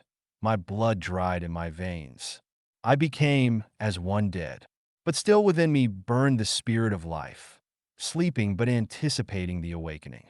The great cities crumbled to dust. The sea drank the land. The tall shrines and the lofty spires sank beneath the green waves. All this I knew as I slept, as a man knows in dreams. Cathalos of Egypt? Faugh! Cathalos of Atlantis! I uttered a sudden, involuntary cry. This was too grisly for sanity. I, the magician, the sorcerer. And down the long years of savagery, through which the barbaric races struggled to rise without their masters, the legend came of the day of empire, when one of the old race would rise up from the sea. Aye, and lead to victory the black people who were our slaves in the old days. These brown and yellow people, what care I for them? The blacks were the slaves of my race, and I am their god today. They will obey me. The yellow and the brown peoples are fools. I make them my tools, and the day will come when my black warriors will turn on them and slay at my word. And you white barbarians, whose ape ancestors forever defied my race and me, your doom is at hand. And when I mount my universal throne, the only whites shall be white slaves. The day came as prophesied, when my case, breaking free from the halls where it had lain when Atlantis was still sovereign of the world, where since her empery it had sunk into the green fathoms, when my case, I say, was smitten by the deep sea tides and moved and stirred, and thrust aside the clinging seaweed that masks temples and minarets, and came floating up past the lofty sapphire and golden spires, up through the green waters, to float upon the lazy waves of the sea. Then came a white fool carrying out the destiny of which he was not aware. The men on his ship, true believers, knew that the time had come. And the air entered my nostrils, and I awoke from the long, long sleep. I stirred and moved and lived, and rising in the night, I slew the fool that had lifted me from the ocean. And my servants made obeisance to me, and took me into Africa, where I abode a while, and learned new languages and new ways of a new world, and became strong. The wisdom of your dreary world. Ha ha! I who delved deeper in the mysteries of the old than any man dared go. All that men know today, I know, and the knowledge beside, that which I have brought down the centuries, is as a grain of sand beside a mountain. You should know something of that knowledge. By it I lifted you from one hell to plunge you into a greater. You fool, here at my hand is that which would lift you from this. I would strike from you the chains whereby I have bound you. He snatched up a golden vial and shook it before my gaze. I eyed it as men dying in the desert must eye the distant mirages. Cathalos fingered it meditatively. His unnatural excitement seemed to have passed suddenly, and when he spoke again, it was in the passionless, measured tones of the scientist. That would indeed be an experiment worthwhile, to free you of the elixir habit and see if your dope-riddled body would sustain life. 9 times out of 10, the victim, with the need and stimulus removed, would die, but you were such a giant of a brute. He sighed and set the vial down. The dreamer opposes the man of destiny. My time is not my own, or I should choose to spend my life pent in my laboratories, carrying out my experiments. But now, as in the days of the old empire when kings sought my counsel, I must work and labor for the good of the race at large. I, I must toil and sow the seed of glory against the full coming of the imperial days when the seas give up all their living dead. I shuddered. Cathalos laughed wildly again. His fingers began to drum his chair arms, and his face gleamed with the unnatural light once more. The red visions had begun to seethe in his skull again. Under the green seas they lie, the ancient masters in their lacquered cases, dead as men reckon death, but only sleeping. Sleeping through the long ages as hours, awaiting the day of awakening. The old masters, the wise men, who foresaw the day when the sea should gulp the land, and who made ready that they might rise again in the barbaric days to come. As did I. Sleeping they lie, ancient kings and grim wizards who died as men die before Atlantis sank. Who, sleeping, sank with her, but who shall arise again? Mine the glory! I rose first, and I sought out the sight of old cities on shores that did not sink. Vanished, long vanished. The barbarian tide swept over them thousands of years ago as the green waters swept over their elder sister of the deeps. On some the desert stretch bare, over some, as here, young barbarian cities rise. He halted suddenly. His eyes sought one of the dark openings that marked a corridor. I think his strange intuition warned him of some impending danger, but I do not believe that he had any inkling of how dramatically our scene would be interrupted. As he looked, swift footsteps sounded and a man appeared suddenly in the doorway. A man disheveled, tattered, and bloody. John Gordon! Cathalos sprang erect with a cry, and Gordon, gasping as from superhuman exertion, brought down the revolver he held in his hand and fired point blank. Cathalos staggered, clapping his hand to his breast, and then, groping wildly, reeled to the wall and fell against it. A doorway opened, and he reeled through, but as Gordon leaped fiercely across the chamber, a blank stone surface met his gaze, which yielded not to his savage hammerings. He whirled and ran drunkenly to the table where lay a bunch of keys the master had dropped there. The vial! I shrieked. Take the vial! And he thrust it into his pocket. Back along the corridor through which he had come sounded a faint clamor, growing swiftly like a wolf pack in full cry. A few precious seconds spent with fumbling for the right key. Then the cage door swung open and I sprang out. A sight for the gods we were, the two of us, slashed, bruised, and cut, our garments hanging in tatters. My wounds had ceased to bleed. But now as I moved they began again, and from the stiffness of my hands I knew that my knuckles were shattered. As for Gordon, he was fairly drenched in blood from crown to foot. We made off down a passage in the opposite direction from the menacing noise, which I knew to be the black servants of the master in full pursuit of us. Neither of us was in good shape for running, but we did our best. Where we were going I had no idea. My superhuman strength had deserted me, and I was going now on willpower alone. We switched off into another corridor, and we had not gone 20 steps until, looking back, I saw the first of the black devils round the corner. A desperate effort increased our lead a trifle.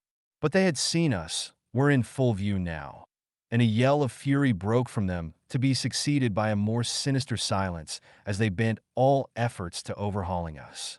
There, a short distance in front of us, we saw a stair loom suddenly in the gloom. If we might reach that, but we saw something else. Against the ceiling, between us and the stairs, hung a huge thing like an iron grill, with great spikes along the bottom, a portcullis.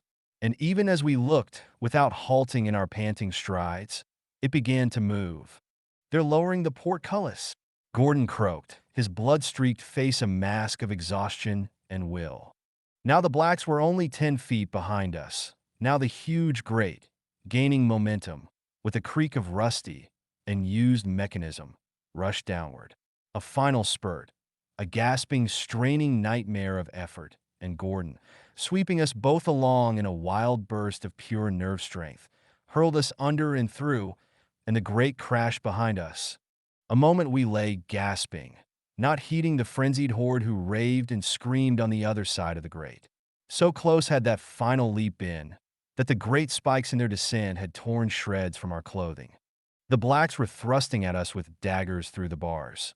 But we were out of reach, and it seemed to me that I was content to lie there and die of exhaustion. But Gordon weaved unsteadily erect and hauled me with him. "Got to get out," he croaked. "Got to warn Scotland Yard, Honeycombs and Heart of London. High explosives, arms, ammunition."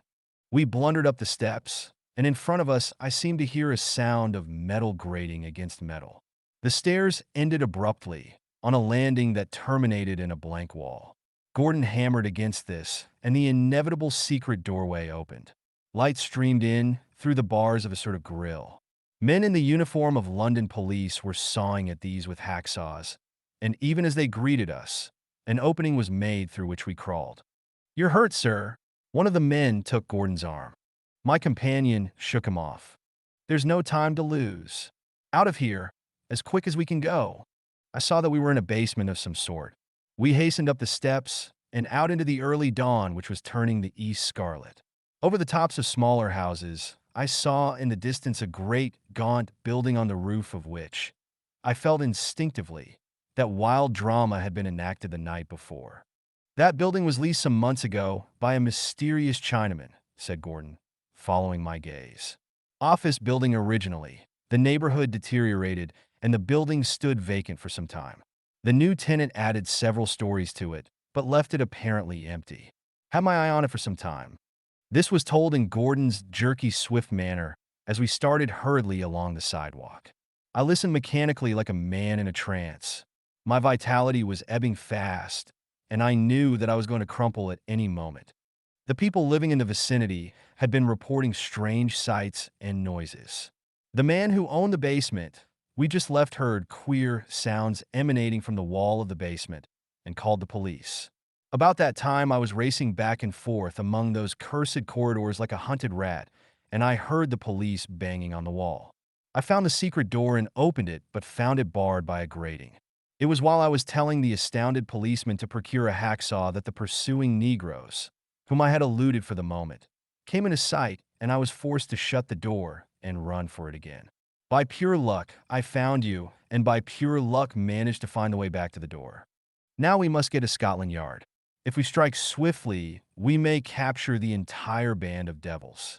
Whether I killed Cathalos or not I do not know, or if he can be killed by mortal weapons. But to the best of my knowledge, all of them are now in those subterranean corridors, and at that moment the world shook. A brain-shattering roar seemed to break the sky with its incredible detonation. Houses tottered and crashed to ruins. A mighty pillar of smoke and flame burst from the earth, and on its wings great masses of debris soared skyward. A black fog of smoke and dust and falling timbers enveloped the world. A prolonged thunder seemed to rumble up from the center of the earth as of walls and ceilings falling. And amid the uproar and the screaming I sank down and knew no more. 21. The breaking of the chain. And like a soul belated, in heaven and hell unmated, by cloud and mist abetted, comes out of darkness morn. Swinburne. There is little need to linger on the scenes of horror of that terrible London morning. The world is familiar with and knows most of the details attendant to the great explosion which wiped out a tenth of that great city with the resultant loss of lives and property. For such a happening some reason must needs be given. The tale of the deserted building got out, and many wild stories were circulated. Finally, to still the rumors, the report was unofficially given out that this building had been the rendezvous and secret stronghold of a gang of international anarchists who had stored its basement full of high explosives and who had supposedly ignited these accidentally. In a way, there was a good deal to this tale. As you know, But the threat that had lurked there far transcended any anarchist. All this was told to me, for when I sank unconscious, Gordon, attributing my condition to exhaustion and a need of the hashish to the use of which he thought I was addicted, lifted me, and with the aid of the stunned policeman, got me to his rooms before returning to the scene of the explosion. At his rooms, he found Hansen, and Zulika handcuffed to the bed as I had left her. He released her and left her to tend to me, for all London was in a terrible turmoil, and he was needed elsewhere. When I came to myself at last, I looked up into her starry eyes and lay quiet, smiling up at her. She sank down upon my bosom, nestling my head in her arms and covering my face with her kisses. "Stephen," she sobbed over and over, as her tears splashed hot on my face. I was scarcely strong enough to put my arms about her, but I managed it, and we lay there for a space, in silence except for the girl's hard, racking sobs. "Zulika, I love you," I murmured. "And I love you, Stephen," she sobbed. "Oh, it is so hard to part now, but I'm going with you, Stephen. I can't live without you." "My dear child," said John Gordon, entering the room suddenly, "Costigan's not going to die. We will let him have enough hashish to tide him along, and when he is stronger we will take him off the habit slowly. You don't understand, Sahib. It is not hashish Stephen must have. It is something which only the master knew, and now that he is dead or has fled, Stephen cannot get it and must die." Gordon shot a quick, uncertain glance at me. His fine face was drawn and haggard, his clothes sooty and torn from his work among the debris of the explosion. "She's right, Gordon," I said languidly. "I'm dying.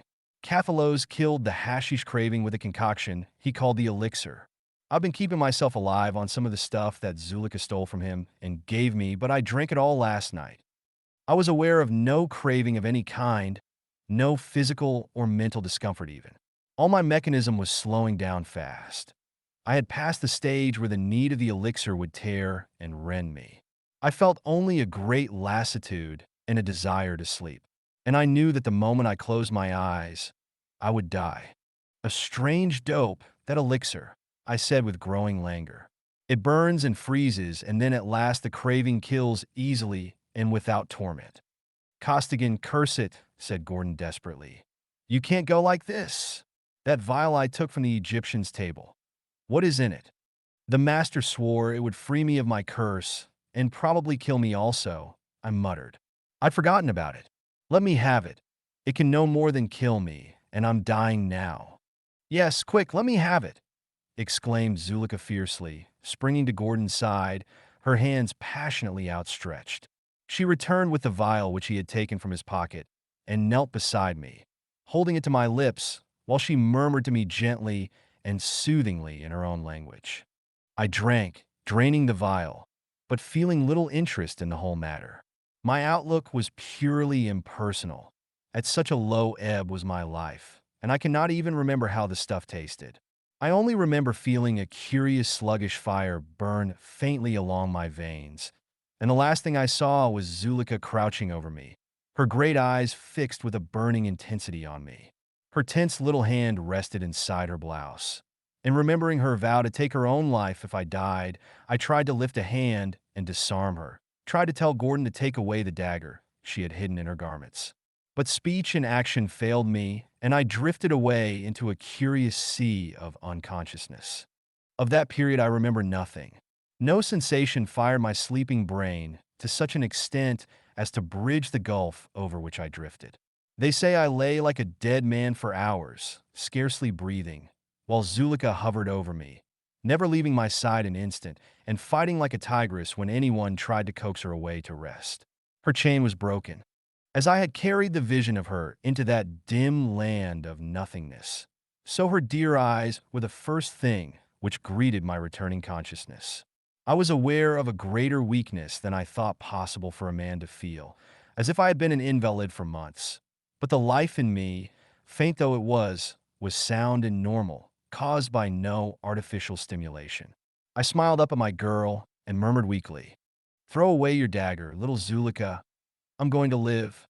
She screamed and fell on her knees beside me, weeping and laughing at the same time.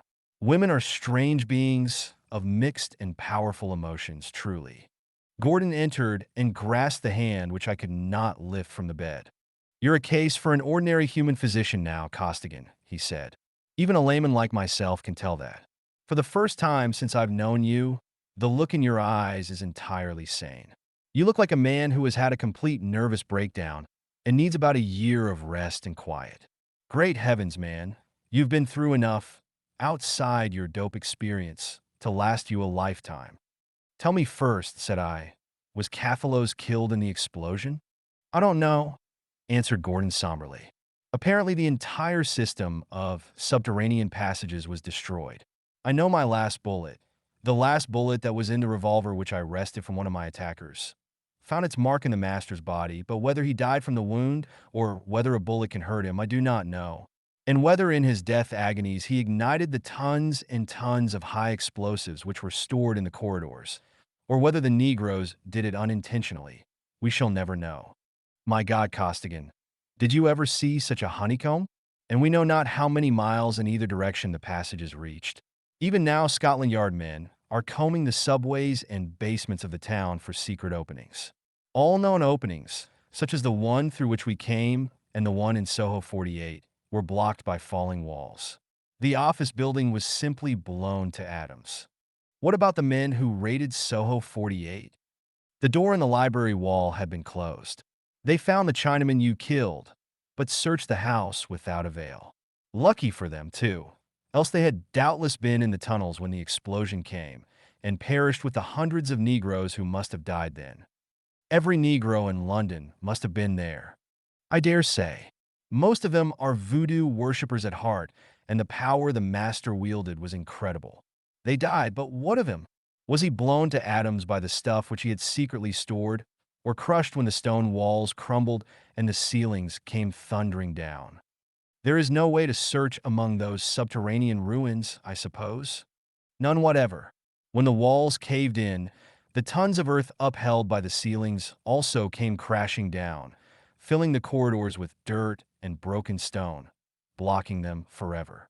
And on the surface of the earth, the houses which the vibration shook down were heaped high in utter ruins. What happened in those terrible corridors must remain forever a mystery. My tale draws to a close. The months that followed passed uneventfully, except for the growing happiness which to me was paradise, but which would bore you were I to relate it.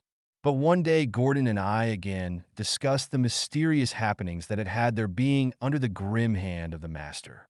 "Since that day," said Gordon, "the world has been quiet. Africa has subsided, and the East seems to have returned to her ancient sleep. There can be but one answer. Living or dead, Cathalos was destroyed that morning when his world crashed about him." "Gordon," said I, "what is the answer to that greatest of all mysteries?" My friend shrugged his shoulders. "I have come to believe that mankind eternally hovers on the brinks of secret oceans of which it knows nothing. Races have lived and vanished before our race rose out of the slime of the primitive, and it is likely still others will live upon the earth after ours has vanished. Scientists have long upheld the theory that the Atlanteans possessed a higher civilization than our own, and on very different lines. Certainly Cathalos himself was proof that our boasted culture and knowledge were nothing beside that of whatever fearful civilization produced him. His dealings with you alone have puzzled all the scientific world, for none of them has been able to explain how he could remove the hashish craving, stimulate you with a drug so infinitely more powerful, and then produce another drug which entirely effaced the effects of the other. "I have him to thank for two things," I said slowly: "the regaining of my lost manhood and Zulika. Cathalos, then, is dead as far as any mortal thing can die.